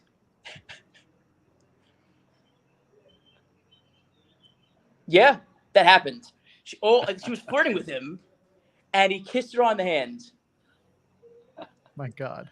Is your mom technically married to the Boogeyman now? I think so. Technically. Does that make you Boogie Jr.? Oh my God. Boogie Boy. Boogie Boy. Oh my God. You could do like the big ears, like the Bat Boy. Call yourself the Boogie Boy. Let's go. Look at us. We're booking a whole new gimmick for you. We're booking a whole friggin' angle out of this. All right, two comments. One, Bryan Danielson would not accept your Bang energy drink. When I have a No shot. podcast with him in 2030, I will ask him about this. He will think it is like scorpion piss or something, because scorpions are like deadly animals and everything, and I don't think Danielson's gonna mess with like scorpions. So he'll think it's like scorpion piss, just harmful, just completely harmful for your body. Two, Yes. no, the energy drinks are not good. we can film the John Cena energy drink bit right now. Like we can. Oh my God! All I gotta do is this. Yeah. Hey, want a sip? Sure. Nah. Get it? You can't see me. Sorry. There you go. See? Get it. You Flip just, it. Put it everywhere. You just got the energy drink. I'm gonna clean it up. With John Cena. I was you just wasted energy drink and then desecrating the gym that you're at. Is he You're gonna get kicked desecrating out it? for spilling your energy drink everywhere. Is he desecrating it or is he? I didn't spill it. John Cena drank it. What are you talking about? That's right. Yes. There you go. There you go. We put the music on in the background, clip this up, cut it up, put it on socials. It'll go huge like all the other ones do, and we'll be off and running here. John Cena, he follows me on Twitter. He follows like 5 million people, but he follows me on Twitter. I wonder if that's him. Actually, him. He said this before, that he just has like an automated follow thing because people call him out. It's like, hey, do you realize you're following this racist? And he's like, he doesn't actually respond. He posts his motivational quotes and he moves on. But Those quotes are great. I save half of them. Those quotes are amazing. They make me feel really good. what's your favorite motivational quote, Vinny? From John Cena? I mean, it could be John Cena. It could be from any person who is giving you motivation. It could be from me. I would say my favorite motivational quote or way of thinking is just never give up, because I wouldn't be where I am right now if I gave up. And I think that's the same to say for many people, is just never giving up and never stopping and never losing focus of your dream. You know, you put on this life, you get one life. Why not live it the best way you want to live it? Why not live it how you want to live it and live it happy? When I was younger, I was playing football for a football team, and I was quarterback, and I love football. I was great, played in high school, and I said, this is making me happy. You know, my dad was like, no, just play. You're really good. I want you to play. And I just wanted to wrestle. And it wouldn't have made me fulfilled or happy if I played football. So I started wrestling, and now I'm fulfilling my purpose. I'm fulfilling my dream, and I'm the happiest I've ever been. And I'm so blessed. Vinny, what are some of your long-term goals when it comes to the world of professional wrestling? I want to get back to ROH. It's been a few years since I've been there. That company means the world to me, and they gave me my start years ago. So definitely Ring of Honor. They were the first major company to take a chance on me. So definitely Ring of Honor is a very big goal of mine. AEW is an amazing locker room. That's a place that everyone should or probably does want to work, because the locker room's great, the environment's amazing, people are looking to help each other out, and just a very good camaraderie. You know, those are my goals. My goal is also to obviously be on TV as much as possible, because TV wrestling is something that I love, and it's a whole other ball game. And I want to wrestle Matt Cardona. That's a match that I wanted for a while. And a goal that I have outside of wrestling is I want to do one bodybuilding competition show, which I probably won't do, but it's something that I thought about possibly doing one time in my life. And I want to get into a movie. I'm working on a few things behind the scenes in acting. And so, yeah, those are my goals. You know, wrestling is my number one, always has been, always will be. Obviously want to work for the best places in the world, because why not? And yeah, that's what I want to do. I want to fulfill my purpose and fulfill my dreams, because like I said, you only got one life, and if you're gonna live it how you want to live it, and live it to the fullest. You mentioned wanting to work TV wrestling, and you called it a different beast. For those who may not be aware, what is it about TV wrestling that A, appeals to you, and B, what does make it different for those who maybe don't know the difference between just going to a show and seeing a wrestler wrestle at, random indie show? I like TV wrestling because it's like don't get me wrong, the fans there are amazing, and you want to perform for them, but it's really cool performing for people behind the camera as well. You know, there could be 200, 300 people at a show, but there could be thousands or millions of people watching at home behind that camera. So that all factors into what I love about TV wrestling. And it's a different way of putting matches together, ways of your footwork, ways of running the ropes are all different when you're on TV or when when certain companies are more specific towards that TV style of wrestling. Don't get me wrong, I love all types of wrestling. I love every type of wrestling there is because it's just an art. But it's I like being different and making things different and making things make sense. So I notice TV wrestling takes things to that next level. You mentioned Matt Cardona, who is a famous TV wrestler, now the king of the death matches and the king of the indies, according to him. He called him out. He said, somebody book it, somebody pay me to do this. What is the appeal of wrestling Matt Cardona? And also say something very mean about him to where I can turn it into a clickbait headline and, that'll get the internet talking because Matt Cardona loves when I write clickbait headlines. Oh, he does love that? Okay. Yeah. Energy Drink King versus Deathmatch King. Book it. And although his fake tan is better than my natural tan, I am still more jacked than him, and I will beat him. Okay, so Vinny Pacifico, Matt Cardona has a fake tan is how I'm going to clickbait this. He'll respond to this. He'll be like, "My tan is not fake. It's very real. I'm all the time working out, working at the gym, going to they have tanning salons. Is that a thing? Yeah. I love tanning salons. No. Personally. No.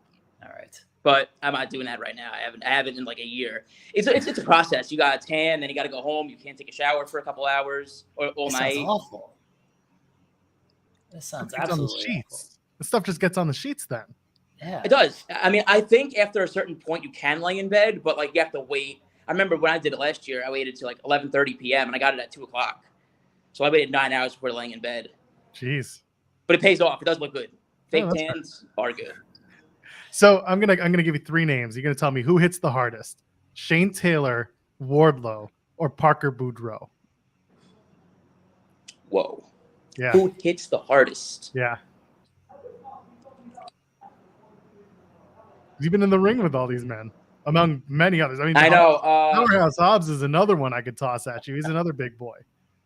Hobbs is the one. Hobbs is the one. I'm glad I added that guy. I thought about that first, and I was like, wait, they didn't mention him. But yeah, Hobbs is the hardest one.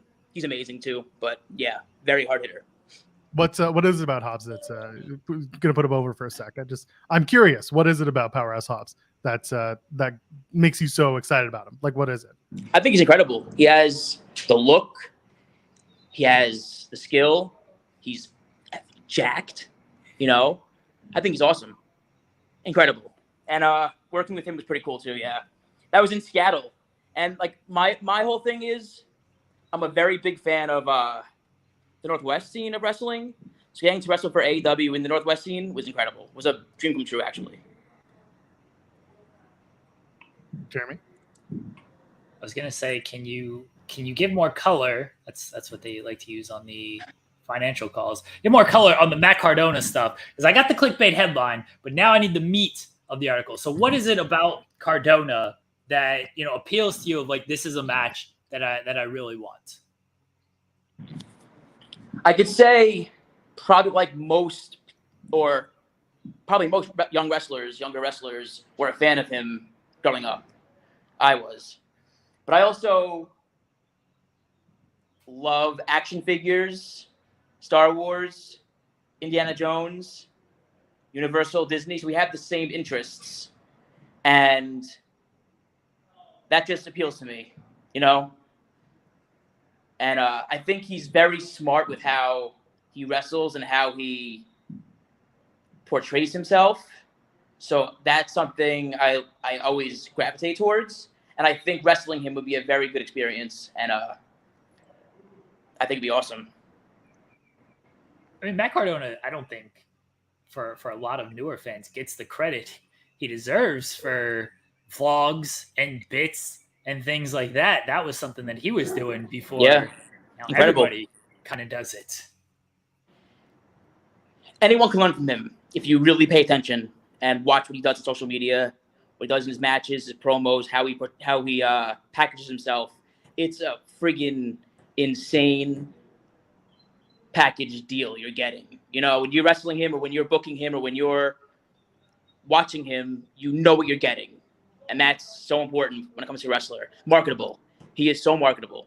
And that's something that I've become with my new character, the Power Punch character that I have.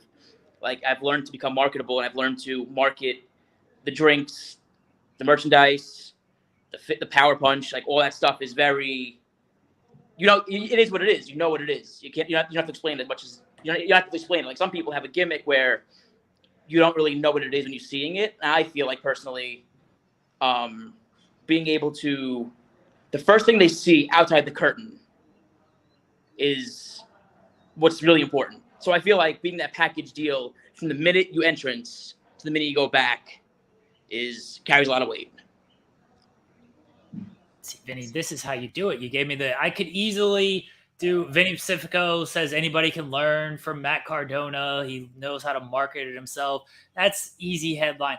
Doesn't get the clicks. The clicks is calling out his fake tan and everything. And then you read the article and where you say nice things and why you want the match and everything. I'm giving people lessons here as well. If they can't be a wrestler, they could be a poor news writer like I am. This is like clickbait everything.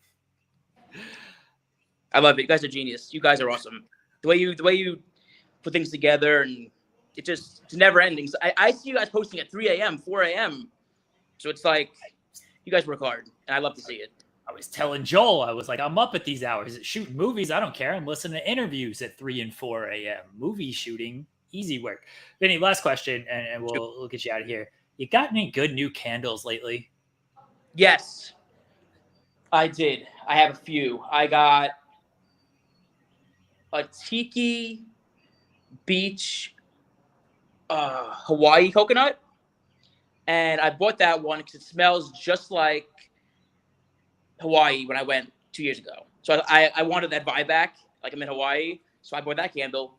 And then I bought a Santorini Coast, which is like a coconutty. I love coconut.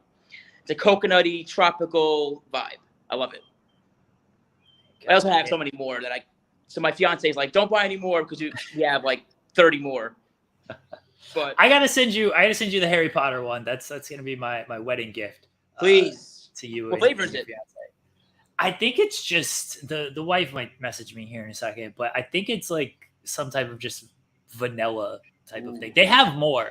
I got to go by the store when I'm back in Ohio, and I'll look at them, and I'll get one that I feel appeals to the candle aficionado in you. Love it.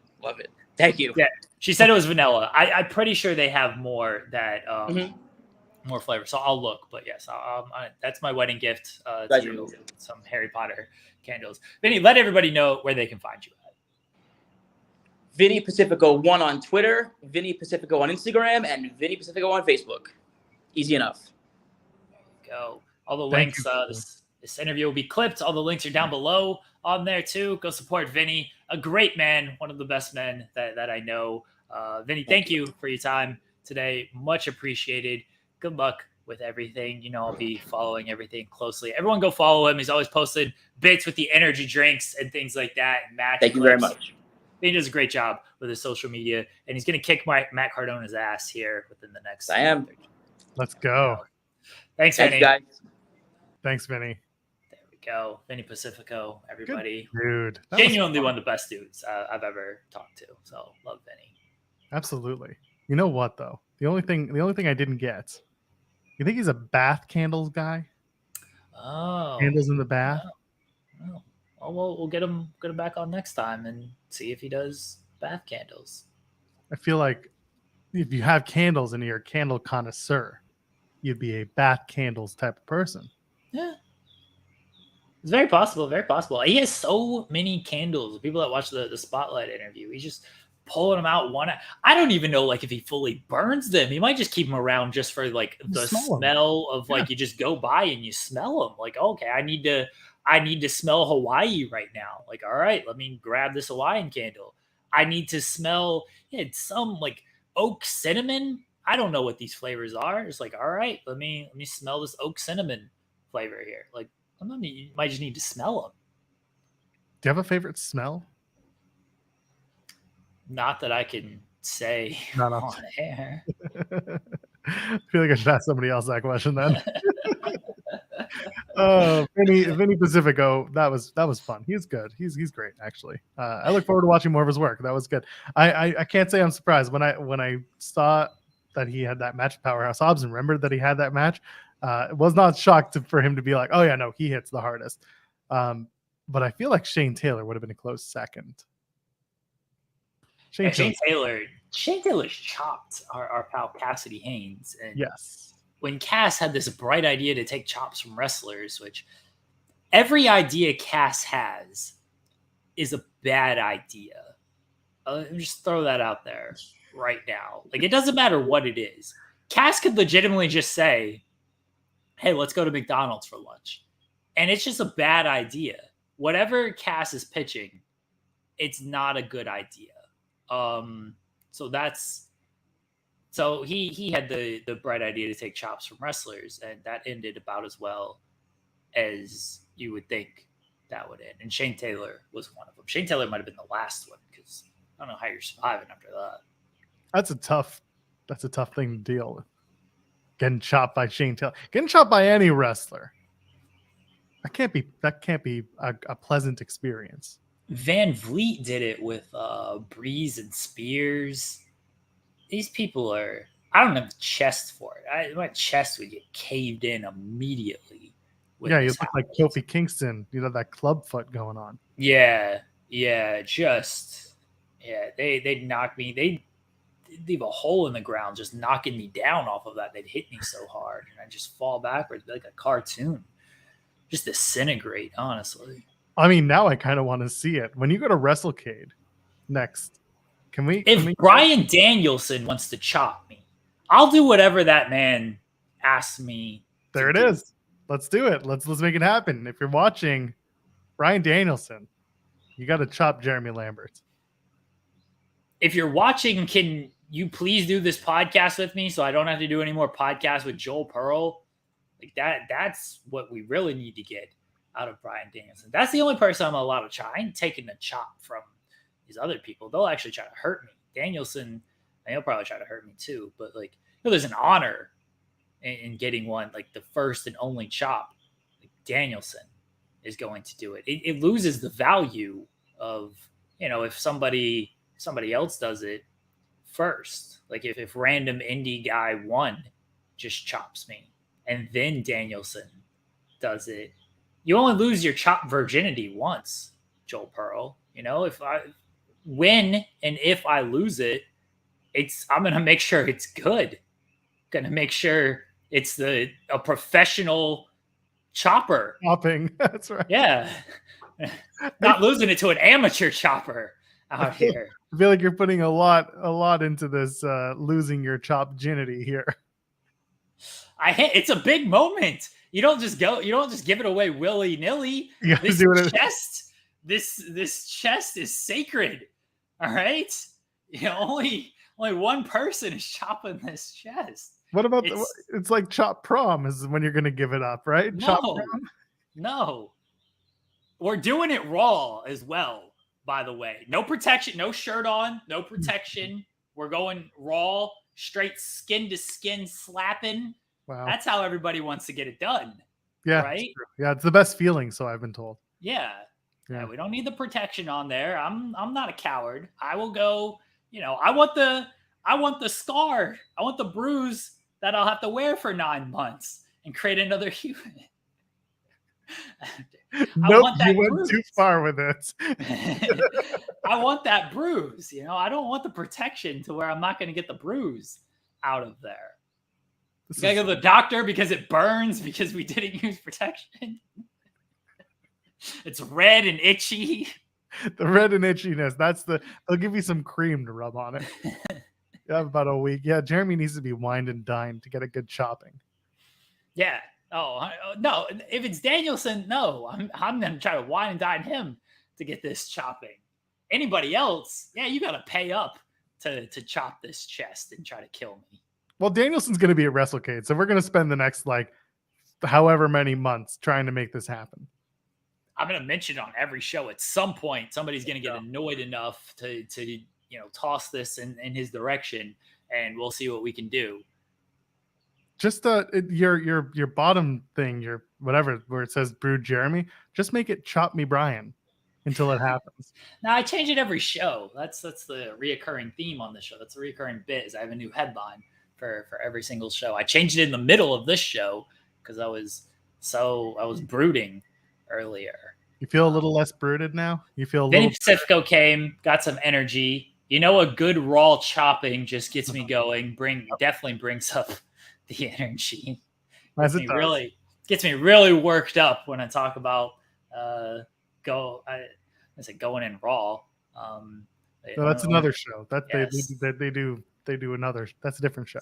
We talked about them too because they suffered a loss in their community, and I see a lot of people in the chat bringing up the Enforcer. It's good to see. He was loved. He really was. When he popped on those shows or when he was just in their chat, people love him. He was a great dude. The interactions, limited as they were, that I had with him, with Enforcer, with Steve Bradley, were always positive. He was always a really nice guy. And again, we send our love to Steven Larson, to the fans, the friends, to Steve Bradley's family.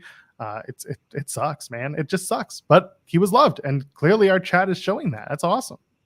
It's good to see that people are coming in here showing their love for the Enforcer and Steven Larson as well, because we've never had them on this show. I've had very limited interactions with them, but it shows what a big part of that community he was, and what a big part of just the wrestling community in general he was. So that's great to see. So yeah, it's unfortunate, but it's good to see the outpouring of love that has come out from his passing. So everyone go support Steven Larson. You should have done that before all of this. If you're not doing it, or if you weren't doing it, then please do it now, because one, they're great, and two, they going through a loss like that is not easy. So show them some love, show them some support. Yeah, absolutely. You want to transition into Dynamite and talk about what we're looking forward to? Because this is a stacked card tonight. Joel, it's a tremendous lineup. It's quite possibly the best lineup AEW Dynamite has ever had. It's a pay-per-view quality lineup coming to Detroit.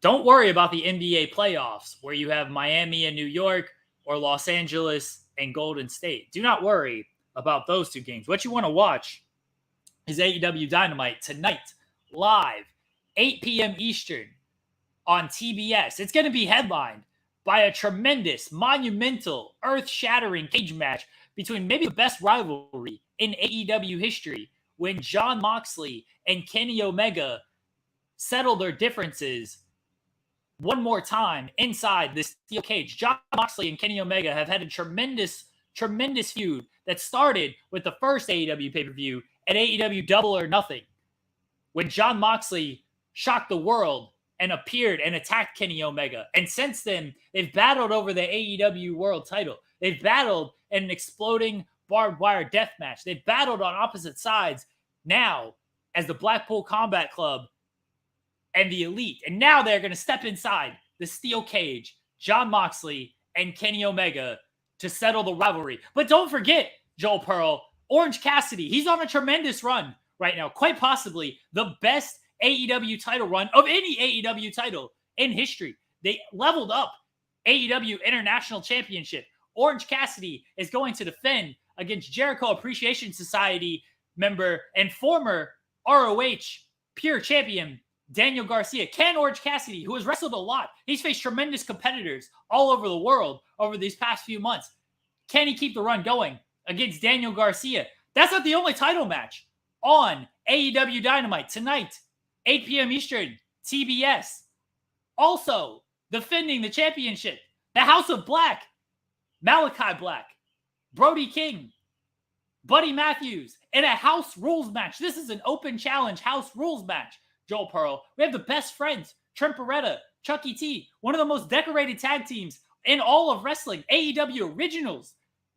The best friends, they're going to be teaming with Bandito, the Bandito best friend, the new best friend, in a house rules open house match, which means there's no 20 or there's no 10 count. It's a 20 count on the ring floor.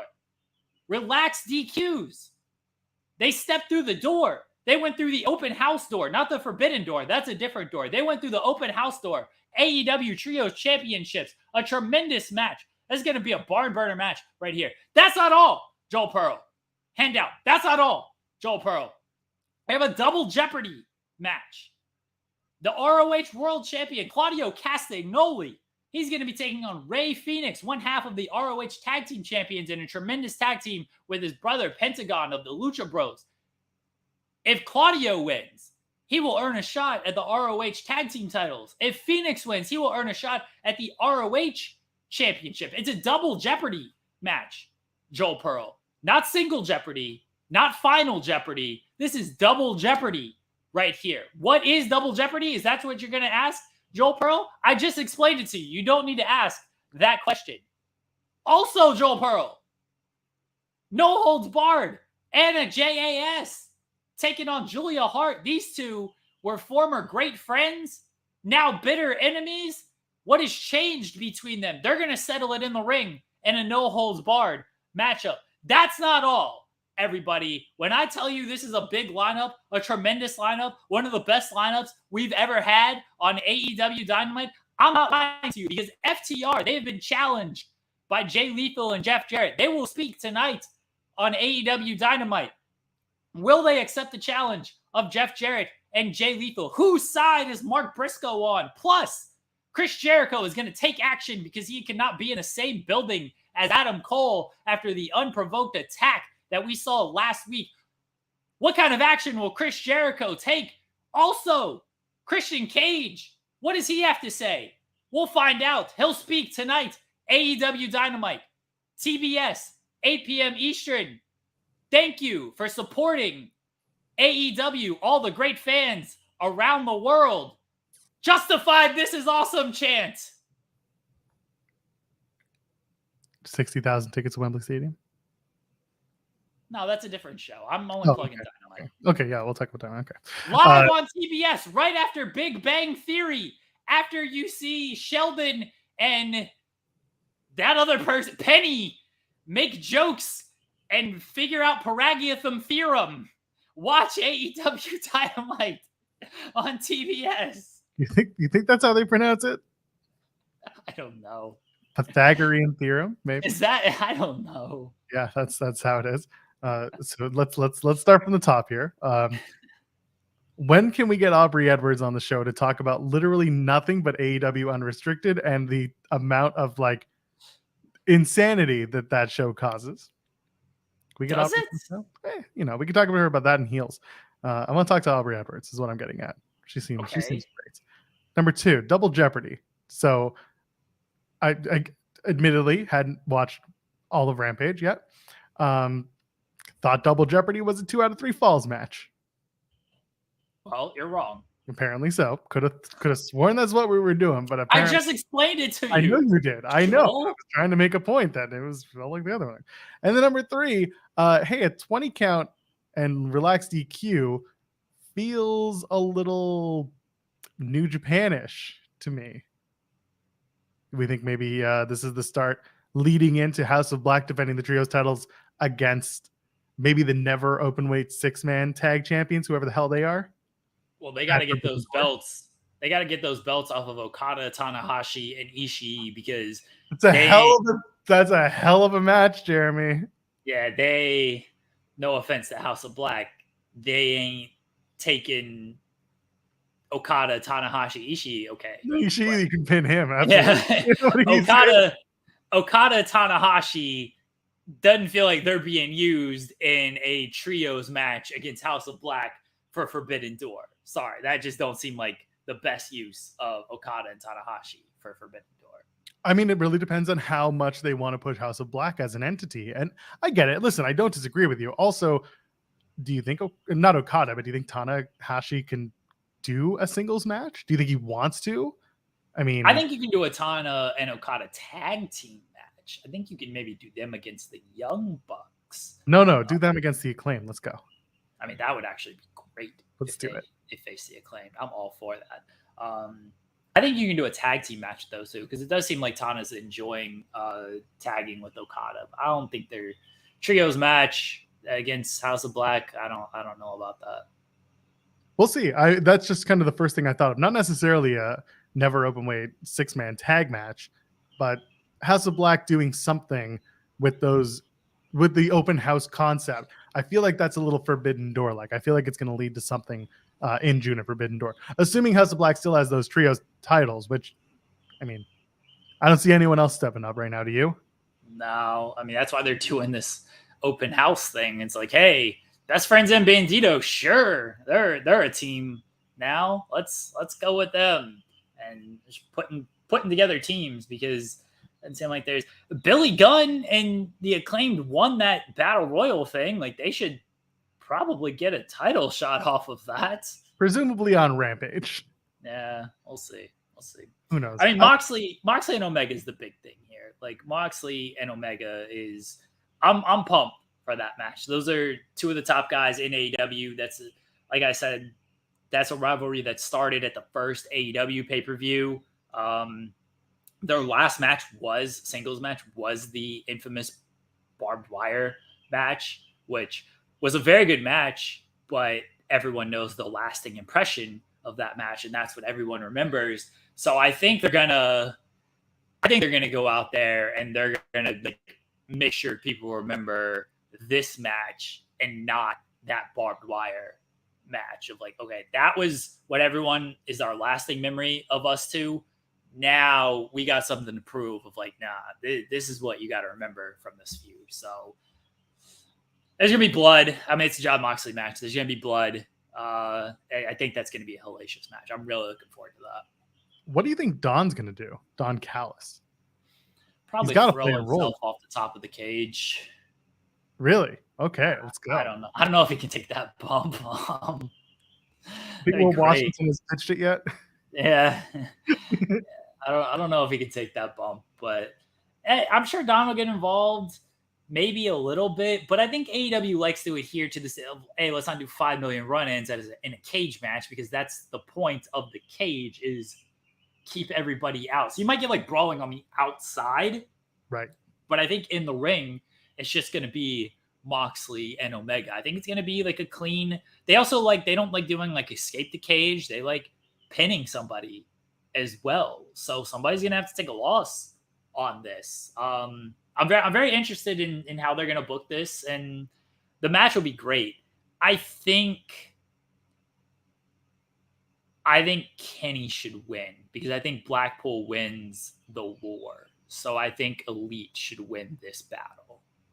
And again, what is the war? Does it start at Double or Nothing? Does it end at Double or Nothing? How do we, I hate to use the term level up, but how do we level up the feud after tonight with Kenny and Jon Moxley? And BCC and the Elite, everyone included. It feels like it's blood and guts, because that's just kind of what we've been almost taught to think that's how it ends. It does feel a little weird going cage match into like a double cage match. Like, why would you do that? I understand there's more parties involved than you can do to. It gets a different type of match, but you're still running back to back cage style matches here. Stadium Stampede. Allegiant Stadium Stampede. Yes, and then the match ends at T-Mobile Arena, because it's not too far. I mean, that'd be funny. I don't. They did Anarchy in the Arena. I know that worked. I thought that was good. Yep. I don't think you can do a Stadium Stampede because of it's just not that time anymore. That was a time for that, and that time's kind of past at this point. It seems like it's going to be blood and guts. I don't know any other, unless they got this new match concept that we're just not privy to, which I don't put past them, by the way, to have some weird new concept that this is what they're going to create for this feud specifically. A lot of creative minds in there, probably pitching a lot of different stuff. Yeah, I don't know if I want to see a blood and guts match at the pay-per-view, and I think we'd already have been tipped off by now because 2 rings would be required for that. I don't know if it's going to be a pay-per-view. Like they Right, did it would be on its own episode of Dynamite. Yeah, they've done it on like Dynamite and stuff in the past. Or hear me out, the debut episode of AEW Collision. I mean, that's a show meant for one person, and now you're going to put these other people on that show. Not every week is it meant for that one person. Yeah, that debut episode, it's meant for that person. So you do it a few weeks later, whatever. Everyone's. Yeah. I don't know. That's a big that draws a big number for Collision. That's all I'm saying. It But again, does. the idea being that Punk and the Elites can flip-flop shows. It's not a hard and fast rule that one's on one, one's on the other, and never on the opposites. They just flip-flop. Blood and Guts draws a big number for Collision. You know what else draws a big number for Collision? The return of that one person. And 100%. Yeah. But also, again, it doesn't have to be. I guess I did just say the debut episode. You did say debut. It could be the second week or third or whatever it is. Either way, it would be a good place for Collision to land. Yeah. I'm not mad at that. I'm Yeah. not mad at that. Help establish Collision as a meaningful show, and that it can be, hey, it won't be every week that this is just the Elite show. This is just the Punk show. It could flip flop some weeks. Yeah, and I think to set that precedent early would be a good idea. And I see in the chat, Blood and Guts was after Forbidden Door last year. Well, I don't want it to be that way this year. I'll put it that way because everything kind of got lost in the shuffle and lost in the build. So I would like to see Blood and Guts separately promoted with enough time away from Forbidden Door. I think it's a question of just getting the booking upright and standing on its own. Yeah, I'm with you. I think the Blood and Guts stuff kind of hindered Forbidden Door a little bit last year, and vice versa. I think more the opposite of Forbidden Door hindered Blood and Guts. But the injury too. Yeah, that definitely didn't help either. Yeah. Anyway, Dynamite looks good tonight. This is a statement for them to hopefully have a very strong episode. Last week's was it was fine. It was okay, but we'll see what they do this week. Let's get out of here, Jeremy. It's been a very busy episode. It's been a very eventful episode. Thank you to Marty Garner for joining us for as long as he did, and for Vinny Pacifico as well. Jeremy, plug the stuff. Let's get on out of here. Subscribe to Fightful Overbooked on this channel right now. If you're watching on YouTube, if you're listening on podcast, go to fightfuloverbooked.com and subscribe, please. We'd really appreciate it. We got a lot of great shows on the channel, a lot of great contributors. We have Tag Talk with Haley and Kylie on Mondays. We have FMC, which is a non-wrestling show with myself and SP3 on Tuesdays. We have Indeed with Mike and Reg. Mike is not going to be on Indeed today. It's just Reg. He's got a cast of independent wrestlers joining him as well on Indeed. Mike's actually going to Dynamite, so that's why he's not on Indeed tonight. Fridays we have Coexisting with Rob and Maggie, and Sundays we have Joel and Kate at 8. So everyone, we got a bunch of live shows. We got non-live shows as well. We have like New Japan Break Club with Matt and Kieran, and all the interviews that you see on this show and on the Spotlight, they're also on this channel. So plenty of content here on Fightful Overbooked. There you go. And we drop it every day, sometimes twice in a day. Sometimes we talk about raw chops, and sometimes we talk about prom. But we're here in the weeds Monday, Wednesdays, and Friday from 10 a.m. Eastern until noon, roughly, sometimes over, depending how we're feeling and how we're doing today. Whatever. You know what? Today is a whatever. Go enjoy Dynamite. Go enjoy your days. I am at Joel Pearl, JoelPearl. Ladies, gentlemen, friends beyond the binary. We'll see you in the